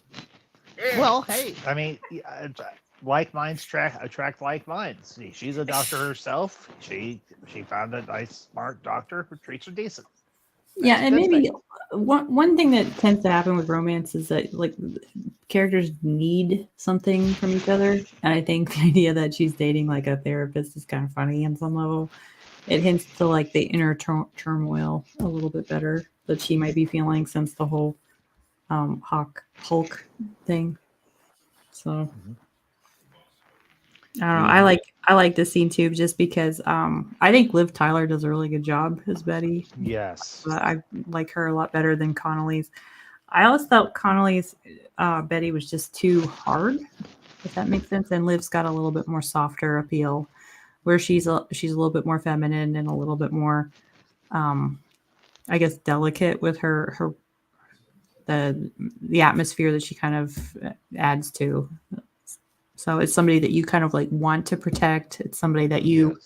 She feels like she's a little bit more romantic, right? Does that makes like? Well, I mean, I think that goes with it. I think she maybe more emotionally connected to her character would be a good way to put it too, because Okay. you know, in the other one, the angling one, I just felt she came across as a lot more like sharper, a little bit more cold, and like didn't exactly know what was going on all the time. Yeah. So, Liv seems very much more plugged into the movie, and yeah, just I think you can tell when actors are sinking into their role versus putting on a mask. So Mm-hmm. And Riot, your thoughts on the lovey-dovey and other stuff? I did like the scene where they jump it, the jumping ahead a little bit, where it's like, oh yeah, it's like she looked at it, and it's like kind of like definitely that shame and like the way things were left. Other than that, like kind of like it's a reverse problem of what I felt like was in the beginning, where it's like it felt too slow. I don't know how to explain it, but it just felt like it was padding, even though it was necessary scene. But I don't know. All right. And Ambassador, did we already cover you? Yeah, I already said my piece. All right. Well, I will say my piece. I honestly thought that the acting between Ed Norton and Liv Tyler was very great. The running in the rain is a nice little trope that has been used throughout the romantic genre. However, she seems to have forgotten about her boyfriend rather easily, which kind of Yeah. That also like which makes it does make me understand why this dude fucking ratted out Bruce in a heartbeat. I mean, like that. Also, Blonsky, I forgot. He got the super soldier serum where they gave him the injections in the neck and in the back and the spine where you see that him. made me cringe. yes, I didn't like that thing. Yeah. Yeah. And I'm like, oh dear God. When they pulled the needle out, you actually hear like a bone snapping sound, and he's looking like, oh my God, what just happened to me? What are your guys' thoughts on that before we get to Culver? Ouch! Sound population him. Okay, Yeah. okay. Less jokey, more poignant. Obviously, he realizes that he's going to have to go through some pain for, no pun intended, some gain. Yeah. But pun intended fully. But it's still, I think we all, to a degree, have a cringe factor when it comes to needles and scenes involving people getting stuck with needles. But then when they take that big long ass needle and stick it in his back, they didn't even use the needles that long for my back injections, at least as far as I know. I'm like, even if they did, I don't think I'd want to know. But just So you feel it on a personal level. to a degree, yes. Although my doctors are very good and they give me good local anesthetics, I never feel a thing. But that's beside the point. I'm thinking, why couldn't you give him a local? At least numb him a little bit. I know, right? The bone ones are Like, gonna hurt. come on. I know he's a soldier. I know he's a hard ass, but give him something to cut the edge, take the edge off a little bit. Like Judas Priest. All right, Riot. What did you think of it? He's a tough guy. He can take it.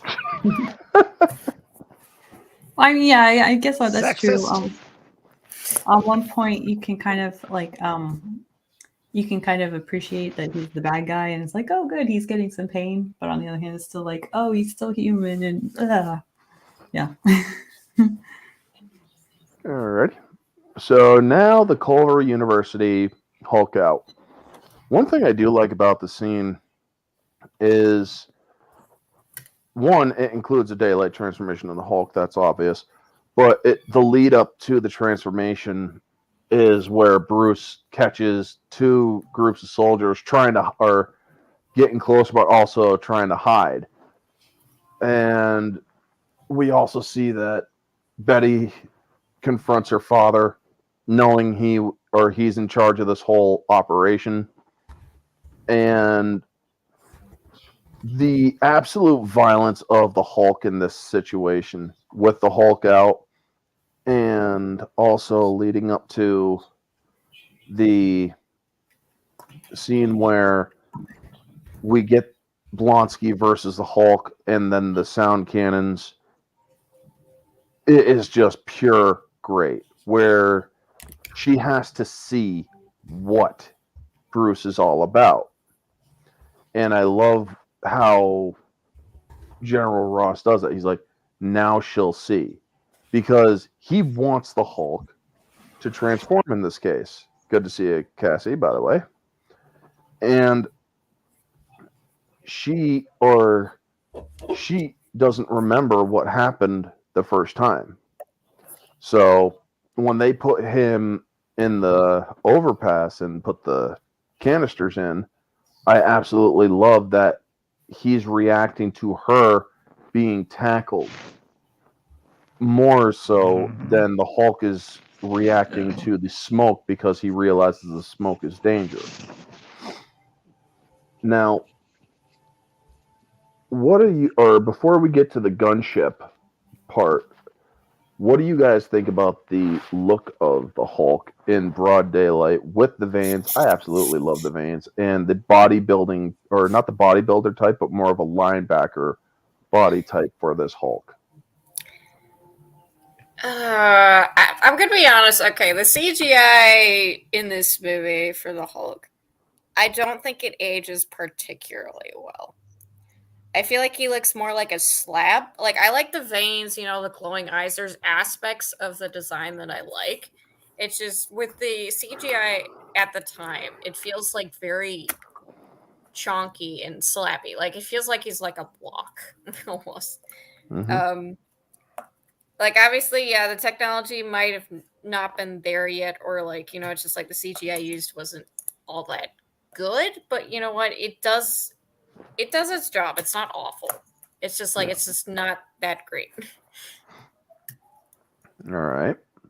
And what did you think about Blonsky fighting him as a super soldier, and him also running past all the other soldiers running? That was them using Blonsky as a super soldier in this case was actually a lead up to Chris Evans' super soldier bit in Captain America, which was nice because they actually used this movie for reference for Captain America. But what did you think of these scenes leading up to the gunship? Not yet to the gunship, but Blonsky versus the Hulk versus the military, the Hulk out where he is revealed. What did you think about it? I kind of like this because this is like the first kind of like big action set piece, I guess, right? So And it kind of just gives you it gives you a nice pinpoint for progress for Blonsky and Emil's progress towards how much of his humanity is he leaving behind. You can kind of see the effects of the starting effects anyway of the like all his injections and treatments and stuff. And then the Hulk is just got kind of like trapped. It's this tragic moment where he has to like reveal himself to Betty and the world for the monster that he still is, and he's forced to do it. It's again, it's a tragic moment, I think, and I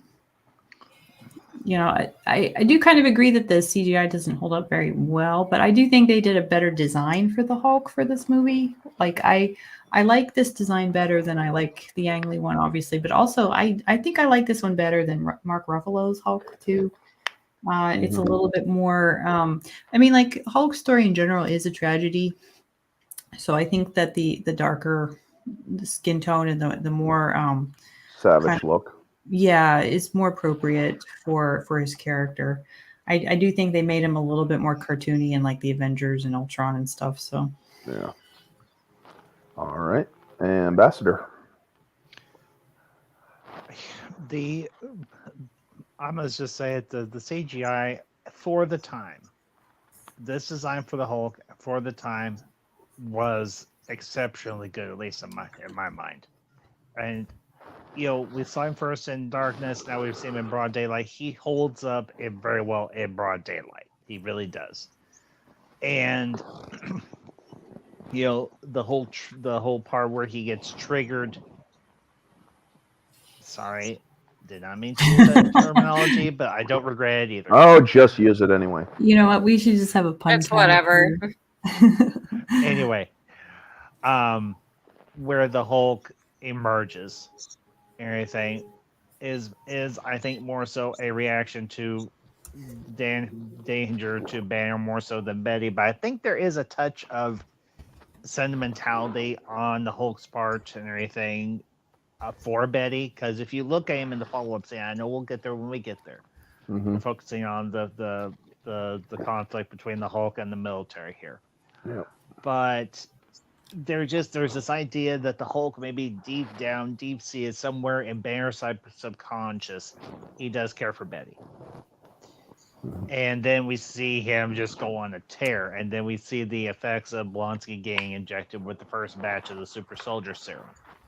And he's moving at peak and everything, or as close to peak human form as he can get to. Mm-hmm. But even so, I don't know if we're discussing that particular shot here or not. Not yet. But okay.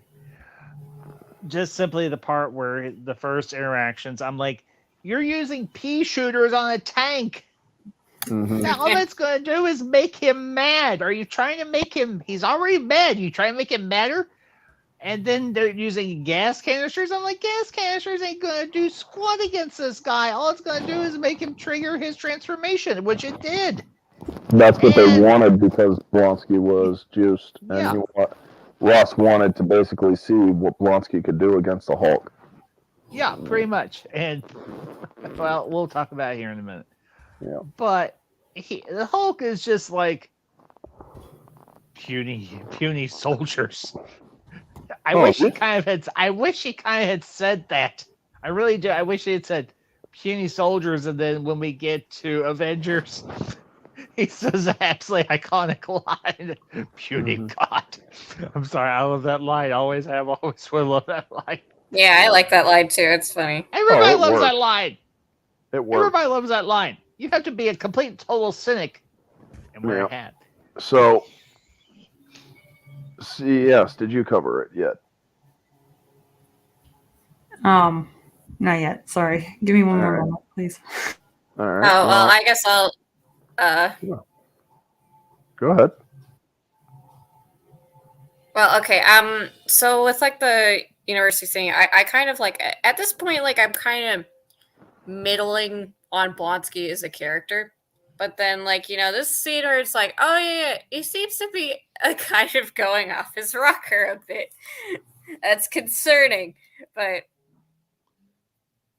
so yeah, but then I'm just, and then I'm just kind of like, wow, Ross, thanks for putting everybody in danger. Let's go for your little lab rat experiment. Good job, Yeah. buddy. I mean, that's another thing. Ross wants to see the fruits of his labor because he wants vindication for his failure with Banner. He wants to make sure that what he's doing is justified. I mean, when Blonsky leads Hulk towards the cannons, the sound cannons that were commissioned or requisitioned by Stark and built by Stark Industries, as soon as the Hulk gets blasted by them, he's standing up there with his chin held high with victory in his grasp, essentially, is his mentality. And we learn really quickly that that's not going to be the case, because while the Hulk is down, the second he hears Betty in trouble and where she's screaming for him, he sees her struggling and being menaced by the military or by one of the soldiers. His eyes start glowing and he immediately starts getting stronger, is able to take these blasts of sound. Now, folks, I've actually looked it up here. Blonsky's ears bled a little bit from just the slightest exposure to those sounds, because it was the sound waves that shoved him over to the side. Just that small bit caused his ears to bleed. Imagine what that was doing to the Hulk before he got angry enough to overtake them. Now, then we get the gunship scene, and at this point, or before the gunship arrives, Blonsky decides to defy orders now, because at first he was willing to listen to Ross, but now it's like, fuck that, and he pulls out his earpiece when he's been told to pull back. Well, he pisses the Hulk off, and he's like, is that it? Is that all you got? And the Hulk kicks him so freaking hard that he smashes into the tree. And I'm thinking, I'm glad they cut right when the impact hit Blonsky, because I'm pretty sure you would have seen Tim Roth's spine and skeleton just eject out of the back of his body.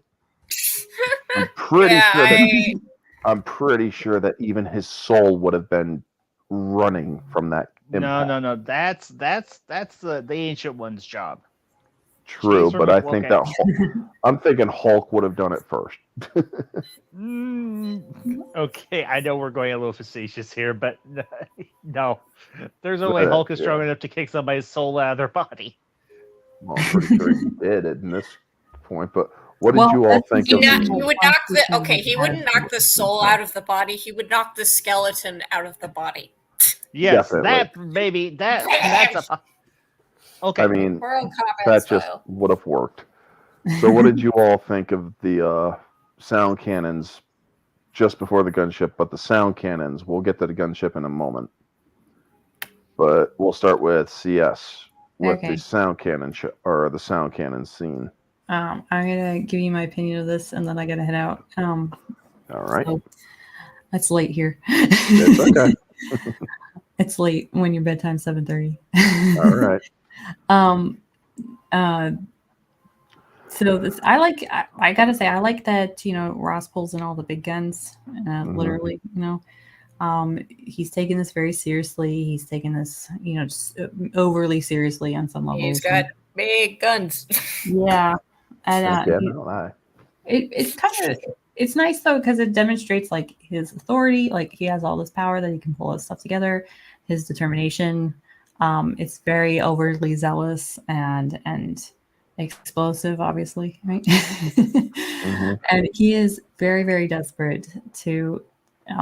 It's become almost like a personal quest of pride and the deepest kind of narcissism almost, where he is after the Hulk and he wants to destroy him and get to him completely. Like, so he's tearing down Bruce in terms of like forcing Betty to be there, and then like surrounding him and attacking him, and then like instead of pulling out all these big things. It's definitely overkill level.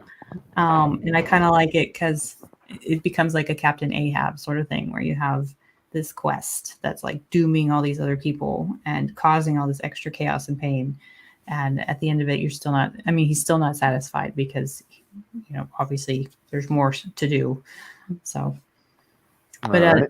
hey, thank you for having me on. I appreciate the invite. All right. Do you want to give yourself a plug before you go? No, that's okay. Just come find me on Twitter, and all my plugs are there. Okie dokie. I got a YouTube channel too. You can find me that way too.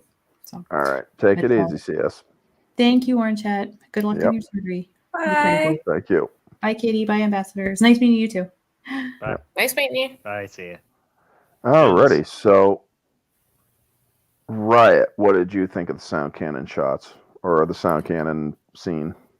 That looked really painful. Oh. And yeah, honestly, like I said earlier, like I felt like, it's like kind of like he's making it just a little bit personal. Not a lot, just a little bit. As at the beginning of the movie, the Hulk did, kind of, hurt him and his daughter. So, and that was also her boyfriend. So it's just like, I'm just thinking to myself, he's making this a little bit personal. He wants it to hurt, and he wants his daughter to watch. So, in like this kind of like a little bit a morbid, twisted sense of like, this is what he is, and you need to see it. So, Mm-hmm. All right, and Ambassador. Here's the thing. Ross has an obsession with creating the ultimate super soldier, and Banner is the key to that. But Blonsky is another stepping stone in that quest to create the ultimate super soldier. But for some reason, he has this subconscious need to always be right in the eyes of his daughter, which, okay, let's be honest, any parent wants to be viewed by their child as knowing what the hell they're doing. There are unfortunately times when that's not always the case, and this is one of those times. Yeah, like honestly, yeah, I'm just like saying, like, yeah, he's making it just a little bit personal. His victory stance said it all. Yep. He's taking it to a length that a normal parent would never do it. Yeah. He's not acting like a parent. I mean, granted, he's an older parent now to a grown-up child. But here's the thing. He almost is still treating Betty like she is a child. Like, okay, I'm going to show her this, and she'll know that I'm right, and she'll know that she shouldn't be around Banner, and because he can turn into this monster. Yep. No parent would have this incessant need to be validated by their child. Maybe a younger child, okay, sure, but that's oftentimes for the younger child's own good. You need to listen to me. I know what's best for you, so on and so forth. That's normal. How Ross is behaving here is completely abnormal. That's the thing we need to understand. Yep. And you have to really ask yourself the question, who's the more caring? And I know we'll get to it here in a minute, but I just want to touch on it briefly. Who is the more caring individual in this instance? Betty's father or the Hulk / Banner? Because who actually protects her when that gunship, when the Hulk takes that gunship down, he realizes what he's done. He realizes that Betty's in danger. And he's the one that protects her when it's Ross that put her in that situation in the first place. Yep. That is right there. That asks you the question: who's the real monster? The one who is green or the one who's wearing green? Exactly. And that's actually another thing because he's like, all right, fall back after Blonsky has failed, find cover. Mhm. And then he doesn't even look to see what's going on. He just yells into his or into the talkie, fire, God damn it. And when he realizes that Betty's there, he's not acting like a general at that moment. He's acting like a father who is extremely terrified that his daughter's about to be killed. He doesn't Mhm. bring the talkie back up when he says, stop firing.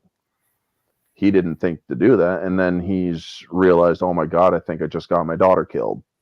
And then you also see that Leonard Mhm. Sampson is there trying to get Betty's attention. And Betty's talking to Brute or to the Hulk, and the Hulk's looking at her like, hi. But I absolutely do love that scene. And then we see Hulk look at Ross holding her in the flames, and his eyes glow a little bit more, indicating another rage boost that he just received, but he's getting the hell out of there. Mhm. So then we get to the cave scene. And this is a scene that really does express the intelligence of the Hulk. There is an intelligence in there. He's not Yeah. just a brutish rampager. He's not a berserker. Well, he's not just a berserker because he gets her in there. And I love how she wakes up and immediately reacts to smacking at his face, and he bumps his head. I mean, that's a nice little humorous shot. But when the lightning goes off, he freaks the fuck out. Mhm. He tosses a freaking boulder at the sky, but he's also motioning for Betty to stay back. And he does it twice, basically saying, there's danger, stay back. But she manages to calm him. Now, when he sits down and the lightning flashes again, if you pay close attention, he's like, like, or he's reacting to the lightning flashing, and she has to keep him calm. Now, the CGI in that scene is actually very well. They do a very good job at portraying a wet Hulk in this case. That's not what she said, but Giggity. yeah, I know. Okay. Lord. But but And I you give really me do crap. like how I do. Yeah, I know. But I really do like this scene because it does show that she can get through to him, and it Mhm. shows even later when we get to New York University. So, what did you guys think of the cave scene? We'll start with Riot. Little awkward, understandable, but yeah. Considering the circumstances, but yeah, I guess it kind of just completes the circle of like just like Ross, who was trying to prove that he was a monster, then Betty proves it for herself with her own eyeballs that he isn't just a monster, that there's someone underneath that green chonky exterior. So Mhm. yeah, so it was a very kind of sad and also kind of wholesome moment. All right. Ambassador, what did you think of it? Honestly, the CGI aside, yeah, the seeing physical elements affect the Hulk or him interacting with it, the CGI holds up. I know this movie came out in 2008, but the CGI for the time, it works very, very well. And this is clearly a very intimate scene. I will give this to Liv Tyler. I don't know how exactly they did this. If they had a stand-in, if they had Edward Norton in some sort of CGI suit, and they just had Trick of the like trade, they usually have a person with a Hulk head on top of, or a Hulk head yeah. hat That's what I to that's what I provide was scale and yeah, eyeline. and that's what I figured. but her interactions with the Hulk were very natural. It didn't seem like she was just interacting with empty air, interacting with somebody that was just in a mocap suit with a Yeah. head attached. Yeah. There was a great deal of intimacy there. And she doesn't treat the Hulk like the Hulk. She treats him like he's Bruce. Hmm. And I think that's, although a very dumbed down Bruce, a very submerged Bruce, because she's dealing primarily with the Hulk persona. Hmm.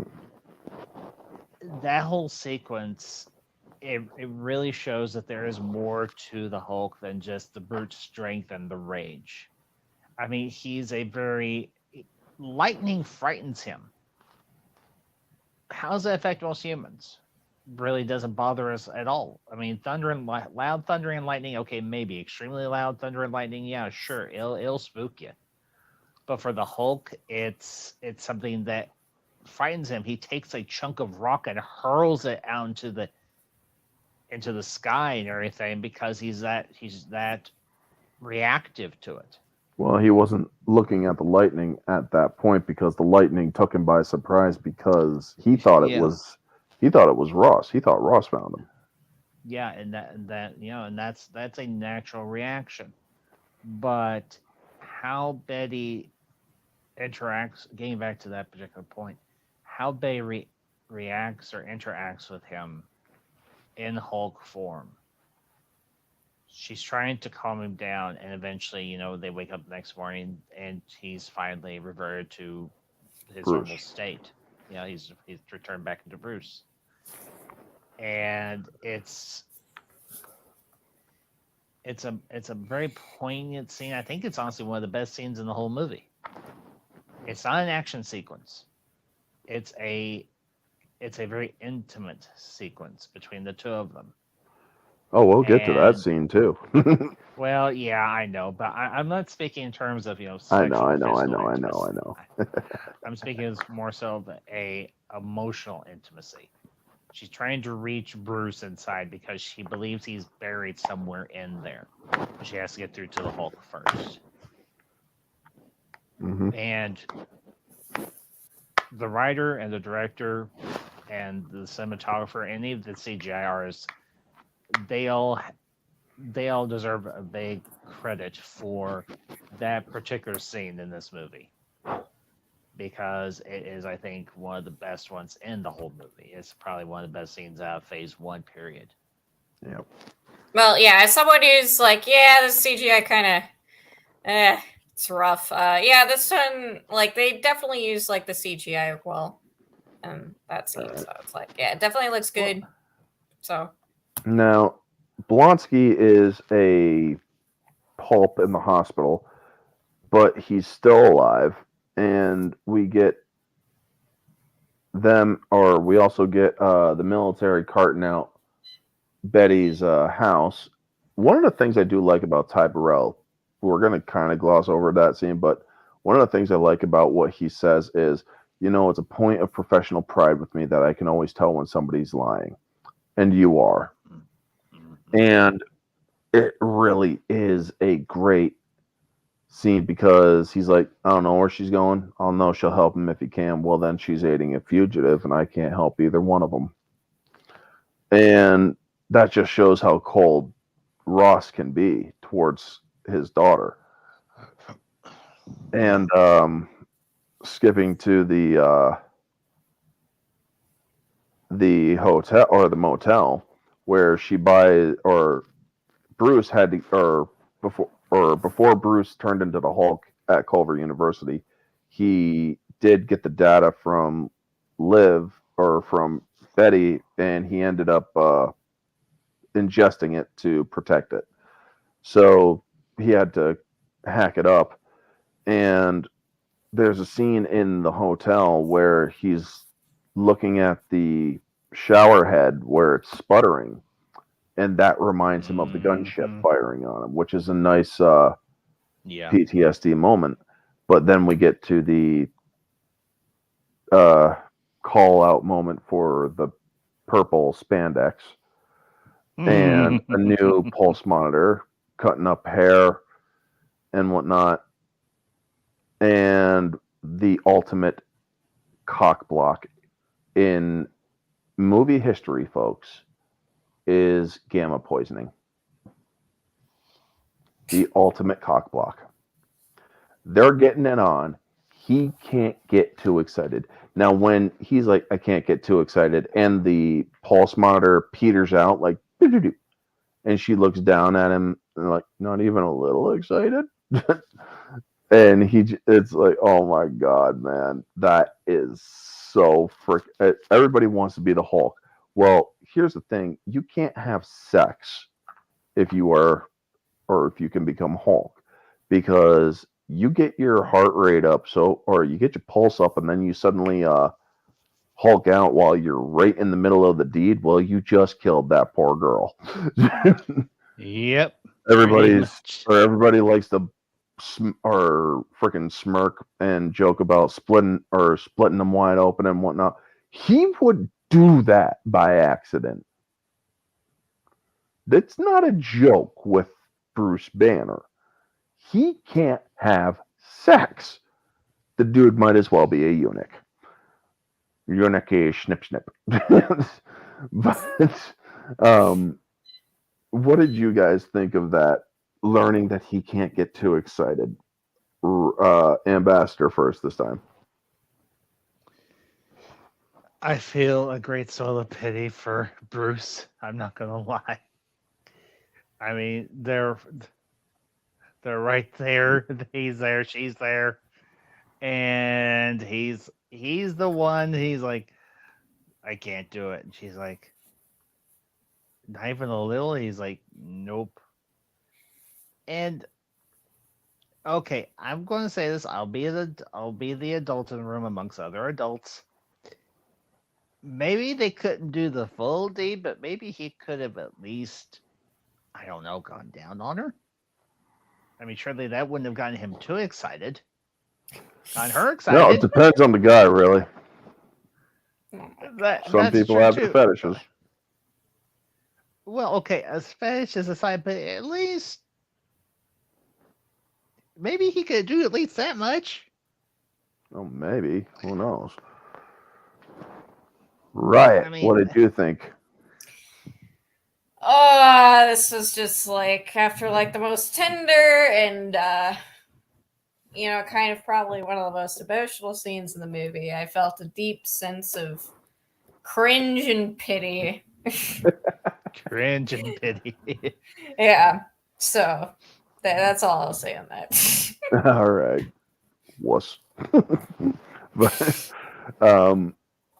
so also the military has Blonsky waking up and he's completely healed.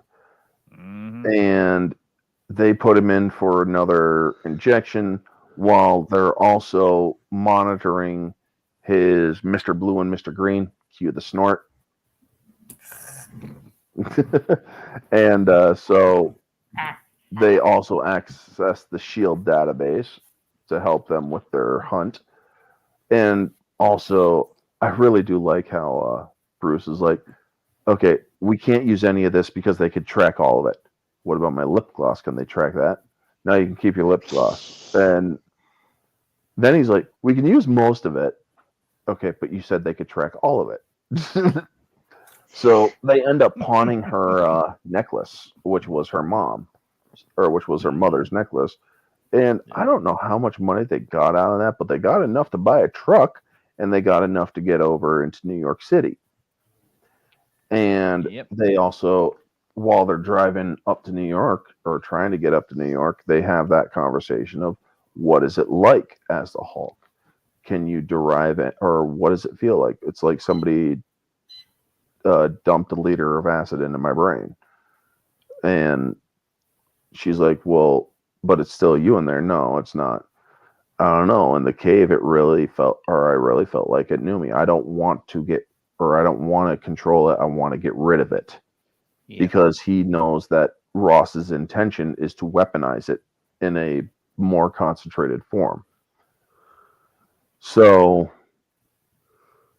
we then get to them, or he sends the data to Mr. Green or to Mr. Blue rather. You snort. I can be purple. I can be purple. I can be anything you like. And so Brown, I we can then be get to the blue, I crazy. can be What are you violet. doing, What? Ambassador? What? Anyway, We were talking about Mr. Blue, Mr. Green. I can be purple. I can Follow be the purple, blues I can- clues.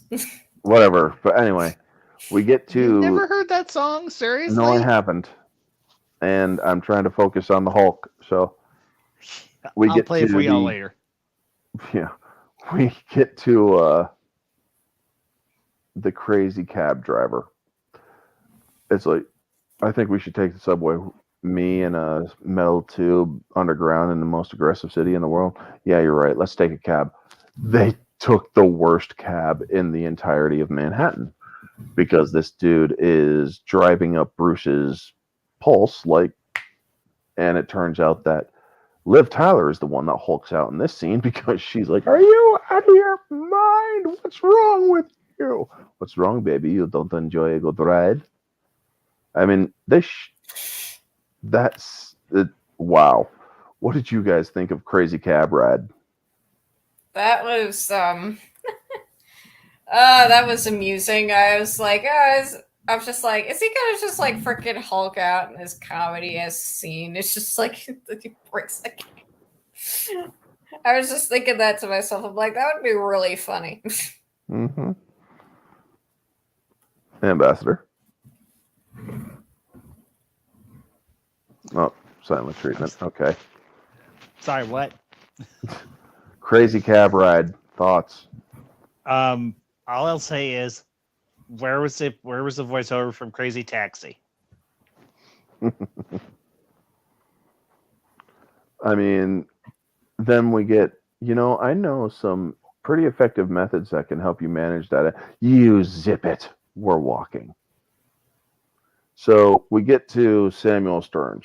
Now, the actor, honestly, in my opinion, this dude was too over the top for me. In my own opinion. The guy that plays Samuel Stearns was a little too over the top. No, he wasn't. I'm gonna be honest. I agree with you, Trap. I did not like him. He's probably the worst actor in this movie. Yeah.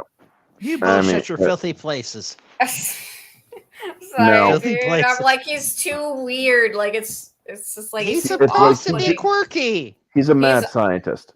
He's You're a off-putting mad to like the scientist. entirety of this movie. No, he isn't. He's perfect.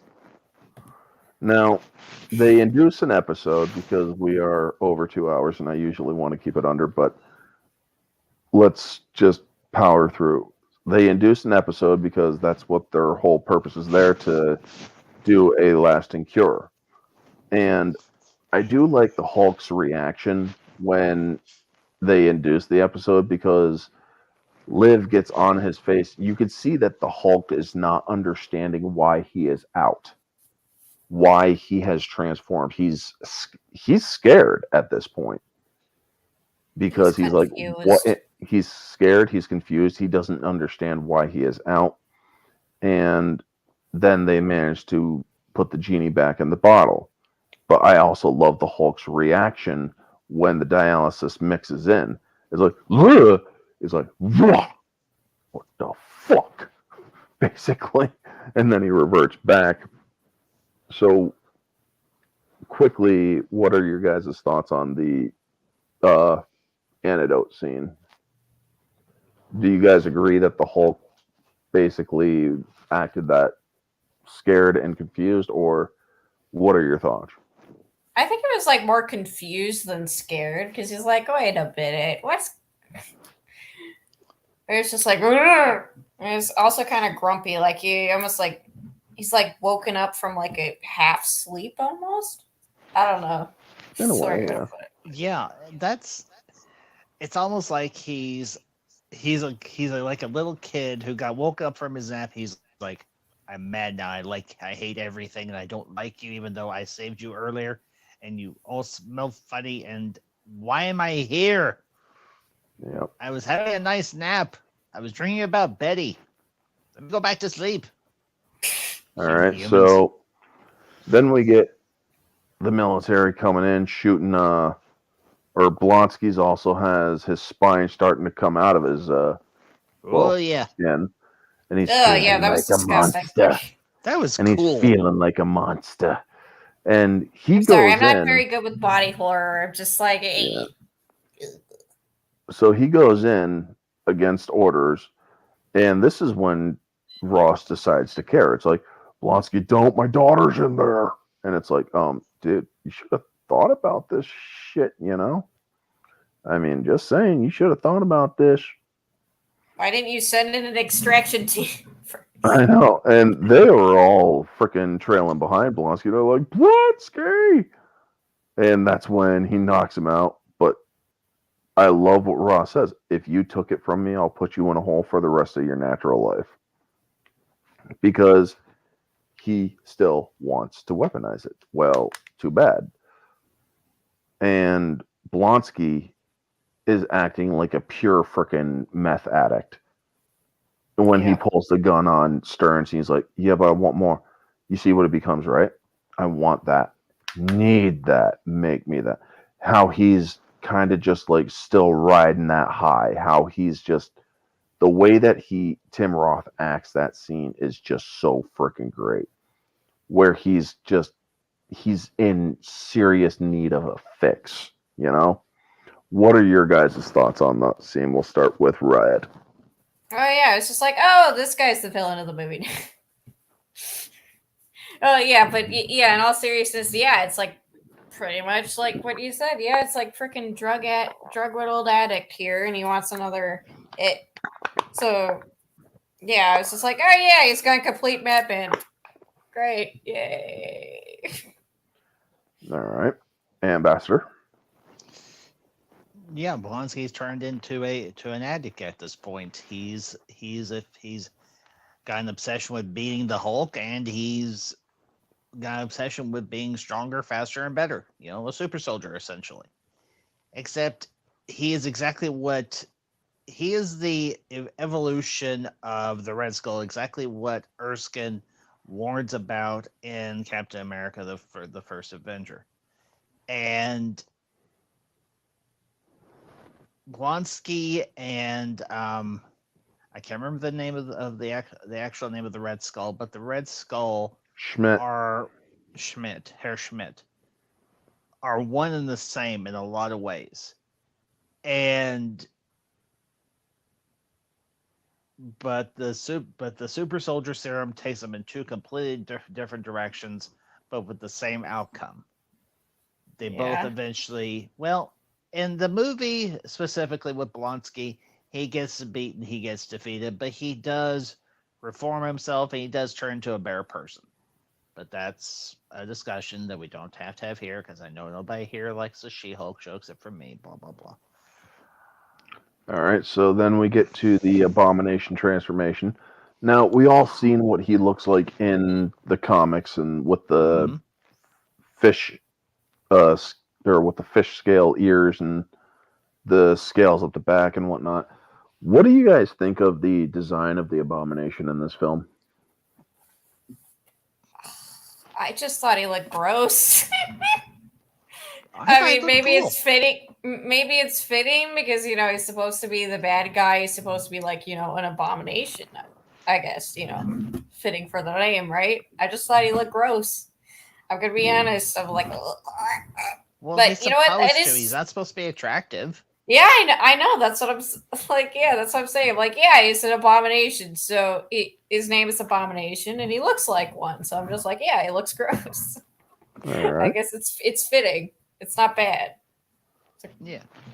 Good also, if you notice in certain scenes that show his right arm and his chest area, you'll notice that his tattoos also track on the Abomination as well. Yep. Oh, really? I noticed that. That's good attention to detail, Yep. Yeah, it really is. And the Abomination is now tearing up Harlem. And Ross and Bruce and Betty are in a helicopter heading on their way out. And I love when Ross hears the Hulk is in the street, he has to look back at Bruce to make sure that Bruce is still on the freaking chopper. He's like, "That's impossible. You get a hold of yourself, man, young man, or soldier, and whatnot." And so they get when the police are firing on the Abomination, and the Abomination swipes at them, sending them flying. I almost thought when I saw the movie in theaters, I thought I was seeing heads flying off their shoulders. I didn't think that those were hats. Yeah. So it's like, oh my god, this is Yeah, awesome. no, it's not. This It's not that. It's fucking not that awesome. hard. R. Yeah, I know. But And yeah, it's that like, would oh have been wait, those were crazy though. hats.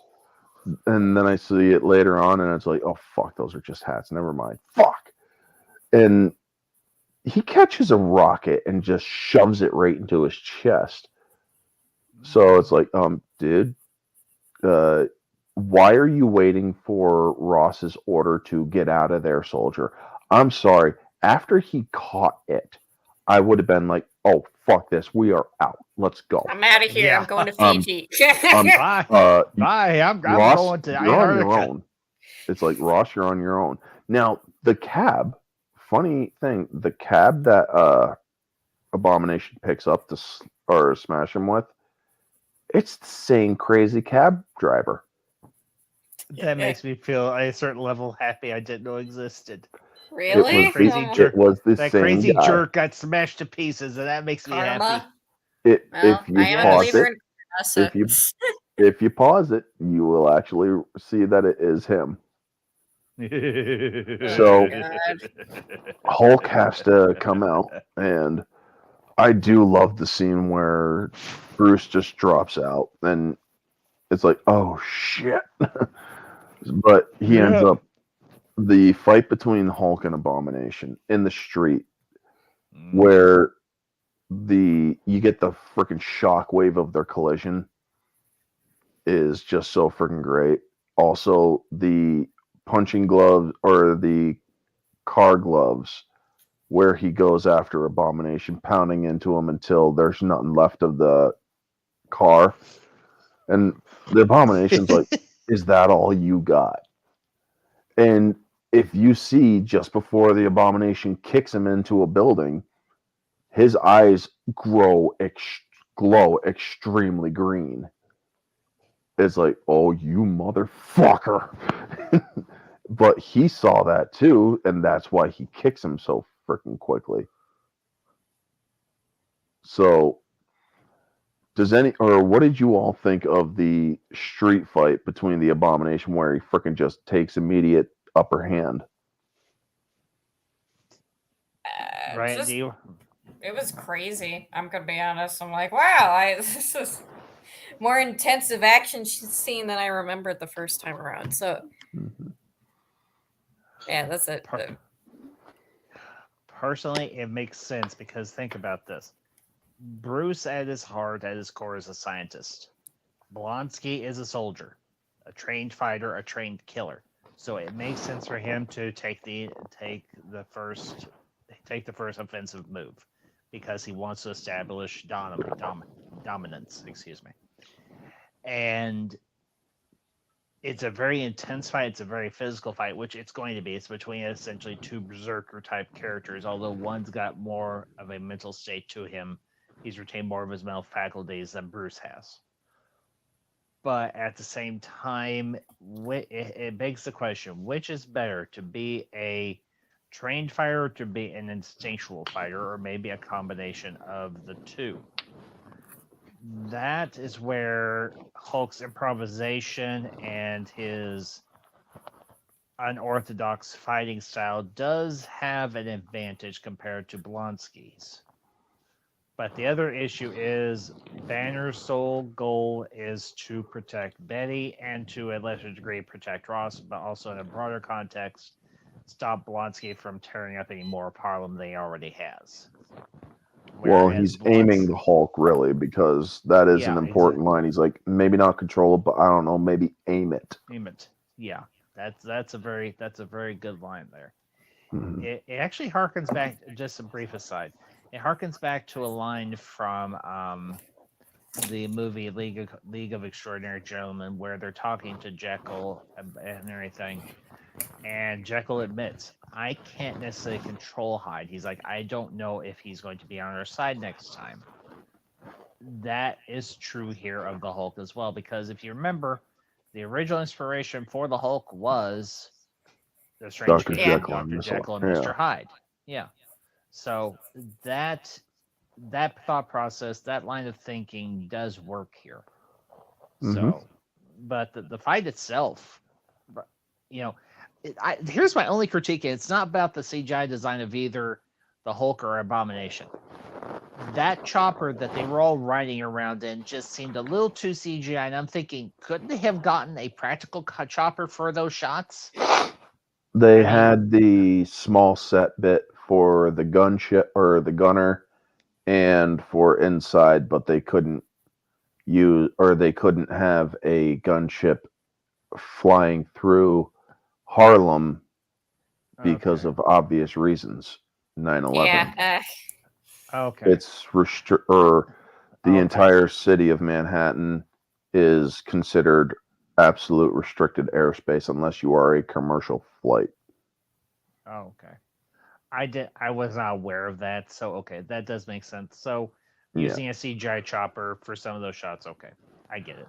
All Now, right, I retract my comment then. one of the things I did notice, if you go frame by frame, when they start shooting at Abomination, when he's up in the hole in the wall, the bullets actually go through him in that first shot because he's softer on the back. He's slightly softer on the back, but he is bulletproof in the front because he's got the exoskeleton there. Now, we get the rooftop fight where the Abomination is holding him up and telling him, "You don't deserve this power. Now watch her die." While she is in trouble because the leaking fuel and the sparks. Yep. Now, that is a great scene because it's extremely good with how it shows the Hulk's eyes start to glow even further and he gets another rage boost. But we also get his thunderclap, which is what they call it's called the thunderclap, where he claps so strongly that it sends a shockwave to disperse the flames. This is also something that they use in Hulk Ultimate Destruction, the game, where it's quite effective too, because it's like, holy crap, man. I mean, that game is so good. You could pick up people, you could throw them, you could menace people, you could do all sorts of evil shit, man. But you also have the Hulk smash too, which is also in the game and whatnot. But that is also another thing that I really liked was Hulk smash. And that when I saw that, I freaking geeked out in the theater. Yeah. And I was all of 23 years old, but I geeked out like I was a little kid. It's like, yeah, man. It was just, what did you all think of the rooftop battle? Right, you want to go first, or you want me to go? No, you can go first. Honestly, the choreography, granted, it's all CGI choreography, but it's very seamless CGI choreography with live action elements and everything. It was very well choreographed, very well put together. You feel like they're actually there in that space, and that's what makes the whole thing believable. And Abomination is taunting Hulk. He's like, "You don't deserve any of this because you're just a brute, nothing more." Is I think what Abomination's thought process is. Well, also he doesn't want it, so yeah, where the Abomination relishes in it. Yeah, exactly. But the whole scene and everything, and ultimately, the fact that Hulk and everything, he is able to get the upper hand on Abomination, just essentially just chokes him out. Just shakes that chain, just absolutely chokes him out. No subtlety, no strategy, just pure brute force is what, and obviously that's what the Hulk is, at least at Mhm. this point. And it works perfectly. And yeah, just like you, Orange, that the thunderclap is one of Hulk's, if not the most iconic move in his arsenal. Everything aside from some of his catchphrases, Hulk smash, leave me alone, stuff like that. Yeah. But there is a touch of sadness because Betty's standing there in front of him and he says, Betty. Betty. Yep. And you're like, oh, geez, you're killing me here. You really are. One of the things I do like about that scene, or after he beats the Abomination, is he pulls a Bruce Lee by popping his arm back in. Because a lot of people miss that. When he got hit the first time, his arm got dislocated slightly. So that's why he had to pop it back in at the end. When he got hit by the dumbbells or whatever they were, the things connected to the chains. Because he got smacked on the shoulder, which I think was how he got his arm dislocated. But I love how he just and then just roars it out, and then kicks Abomination over like, yeah, here's your broken toy, you piece of shit. Take it to jail. Yeah. So, Riot, what did you think of the whole rooftop battle? You know what? It's just a good fight. To be honest, I don't really got much to say about it. All right. So, who do you all think was in the chopper that showed up after or causing Hulk to run? Was it the Stark. military or was Stark? What you think it's Stark? Might have been. I think it's Shield. That's a possibility too. She's right. That was Shield because you could tell that it wasn't the military because Ross's expression of surprise. It was Shield because Shield realized, oh shit, there's something going down in New York. Mm-hmm. I mean, it'd be very hard not to notice something was going to. Yeah. Yeah, and I do also like how the Hulk takes one final look at Betty before, or he looks at her and then drops his shoulders and then decides to jump off. And we then see he's in Bella Coola, British Columbia, and he's learning to control it. And it's like, so he has her necklace that he's going to return to her. It's like, so is he going to be the Hulk mail service or what's going to go on? But then we get the stinger that's not at the end of the movie, but at the beginning of the credits. Reload. And it's Ross just wallowing in self-pity and stale beer and defeat. And in comes Stark. And he's like, you know, General, I did tell you that Super Soldier Project was put on ice for a reason. I always felt hardware was more reliable. And he's like, Stark, you always wear such nice suits. Touche. Here you have an unusual problem. You should talk. You should listen. Because this scene, or the scene where there was a news report of the Hulk, or from the attack at Culver University, is in the next movie, Iron Man 2, that we're going to be discussing. So, what did you all think of the small little scene between Ross and Stark? Yeah. We'll start with Riot. Well, I guess it just, sets up things to come. It's nothing special in my opinion. It's like, I don't know, at least not in comparison to like the end credit scene with like Nick Fury and Stark. But yeah, it just sets up for what's to come, and that's about all there is to it. Putting a team together. All right, Yep. Ambassador. Ditto. I mean, I'll comment on the performances and everything.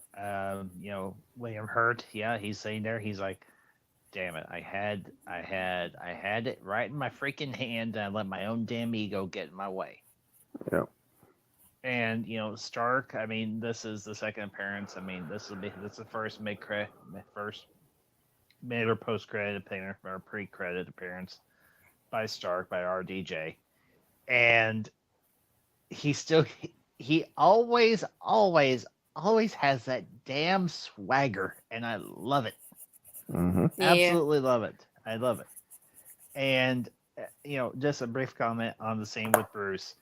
He's off. He's up in British Columbia. He's off in the woods. He's minding his own business. It's great. It's perfect. And you see the eyes go green, but then he Mhm. smiles. He's like, I've got it figured out now. And I'm like, you're like, okay, he's not going to transform, but he's learned how he can balance it out. Yeah. So So this is what's coming next Sunday, folks. Iron Man 2. You can see the outline is more silver because of his Mark IV. Or is it his Mark V? Nope, 4. Yeah, 4. It's Mark. Yep. Yeah, it's his Mark 4. So we will then be discussing that come Sunday. And I'm gonna before we roast the go, heck out of this movie, at least the middle part. all right, Riot, you get the first. Shameless plug. Oh, should I give my overall score on the movie or no? Yes, overall score. Sorry, I Oh, forgot. okay. Yeah, it's like you did the plug at the beginning. I don't know. Yeah. Okay. I know some people might not like this, but I do give praise where it's due. The technical aspects of the Hulk, the science stuff, some of the action sequences were well done. I honestly just feel the writing is very weak. All right. It just feels like it's like this weird jigsaw puzzle of a movie. And yeah, I've seen the things where it's like it talked about like a sequel and that kind of a thing, and I'm just like, yeah, this really feels like it might be is just like a weird jigsaw puzzle piece that just got left out of like the puzzle. So, and I'm gonna be honest, I think Edward Norton was a miscast. All right. I just feel like he's like I compare him to Andrew Garfield as a Peter Parker. I just cannot see him as Bruce Banner in any shape, way, or form, and that's nothing against him. It's just like he does not fit the look or like feel of Bruce Banner. And so I did like the highlight for me is Thunderbolt Ross, Thaddeus Ross. So honestly, objectively, I have to give this movie a 6 out of 10, and subjectively, I probably put it more so at like a 4 or 5 out of 10. I don't hate this movie. I just don't think it's amazing. So it's just not that good. The right, like it's like everything, you have everything there to make a good movie. It just wasn't put together well. And yeah, probably should have had that Hulk sequel.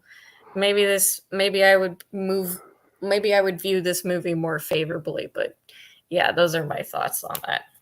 All right. We shall switch over then to the White Nipple Ambassador. What? You got the white nipple. What? Because you got 0 or you don't have a avatar. Oh. I don't have an avatar? How the hell can I not have an avatar? Okay, I thought Your avatar yeah, is you don't. Your avatar I is the don't white now, white or I one. didn't. Period. You didn't. Period, dude. What happened to your Thrawn avatar? Yeah, you don't. Hell if I know. I've been using my other avatar. Well, shoot. Why didn't anybody tell me before now? I thought you I noticed thought it. you knew. We're No, on I've been- StreamYard. So I've- On StreamYard, I can see my avatar. I haven't been watching it on YouTube. really? Oh. No, I haven't. Thanks a lot. Well, Oh. I'm sorry. Oh, Hey, don't you get snippy at me, boy. Sorry. Ambassador angry. Sorry. Anyway, how would you score Hulk? All right. Well, come over to my channel. You'll actually see my freaking avatar. Unlike my supposed friend here, who will tell me, "Hey, your avatar's not showing up on YouTube." Sometimes people don't watch it. Not showing just up on YouTube. StreamYard. I don't know about YouTube. Yeah, I'm not sure. Yeah, I know it's showing up on StreamYard, but you didn't tell me it wasn't showing up No, on it's YouTube. not showing my up on avatar. StreamYard. I'm seeing a blank one on StreamYard. Yeah, I'm seeing Well, that's one because too. StreamYard is stupid. Well, it doesn't matter at this point. We're at the end of the damn thing. Thanks a lot, pair of flatulent buttheads. Sorry. Yeah, I have Anyway. no idea. But anyway, how would you score Hulk? The Incredible Hulk. Ang Lee's Hulk sucks. All right, the Incredible Hulk. Just It get to looks. it. Yeah, I'm gonna lie there. Yeah, it reads like bad fan fiction. Anyway, this Hulk, honestly, the Incredible Hulk is a far superior Hulk in many ways, and I thought Edward Norton was a really good casting. I was just kind of bummed that he didn't get any further screen time in the MCU. I mean, don't get me wrong, Mark Ruffalo, he came in, he has done a good job, but that's my 2 cents. As far as the movie goes, it's not one that I've rewatched a lot, but I'm glad I did. So I'm going to be a little more kind. I'm going to give it a 7.85 out of 10. Okay. Because I always like to leave room for improvement. Because there are some things about this movie that could have been just a smidgen better, but overall it is a very enjoyable movie. It is a very thought-provoking movie, and it's also gives a lot of commentary on the duality of a human being. All right. Because I think deep down we all have a little bit of that Hulk inside of us. It's just in Bruce's case, he did an experiment where it brought it full bore out of him. Mm-hmm. And it's, one further comment.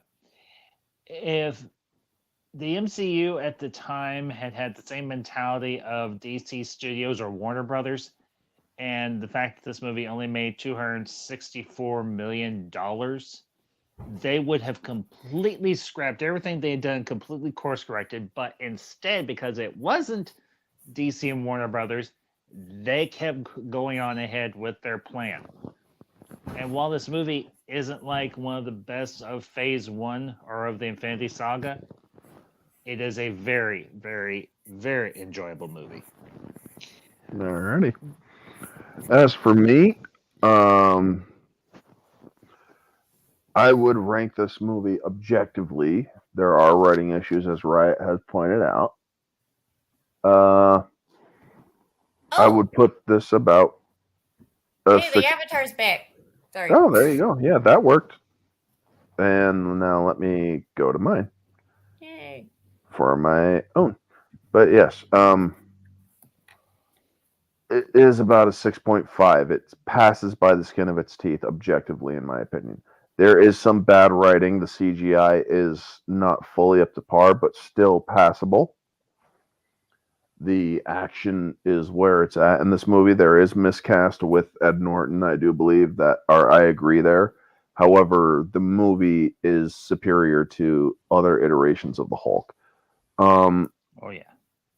This, or subjectively, I put this movie at a 9.5 out of 10. I absolutely love it. I am a Hulk fan. Moviegoer, it's a 10 out of 10. It keeps you in the movie. It keeps you going. It leaves you wanting more. And I really do enjoy it. So without further ado, we all know where to find each other. But if you want to do any last minute plugs, anybody? Does anybody want to do a last minute plug? Right, I've already done Kitty, my- smash! There. I've already done my plug. That's I'm what happy. he said. But Technically, that's what she said. And you know what she said?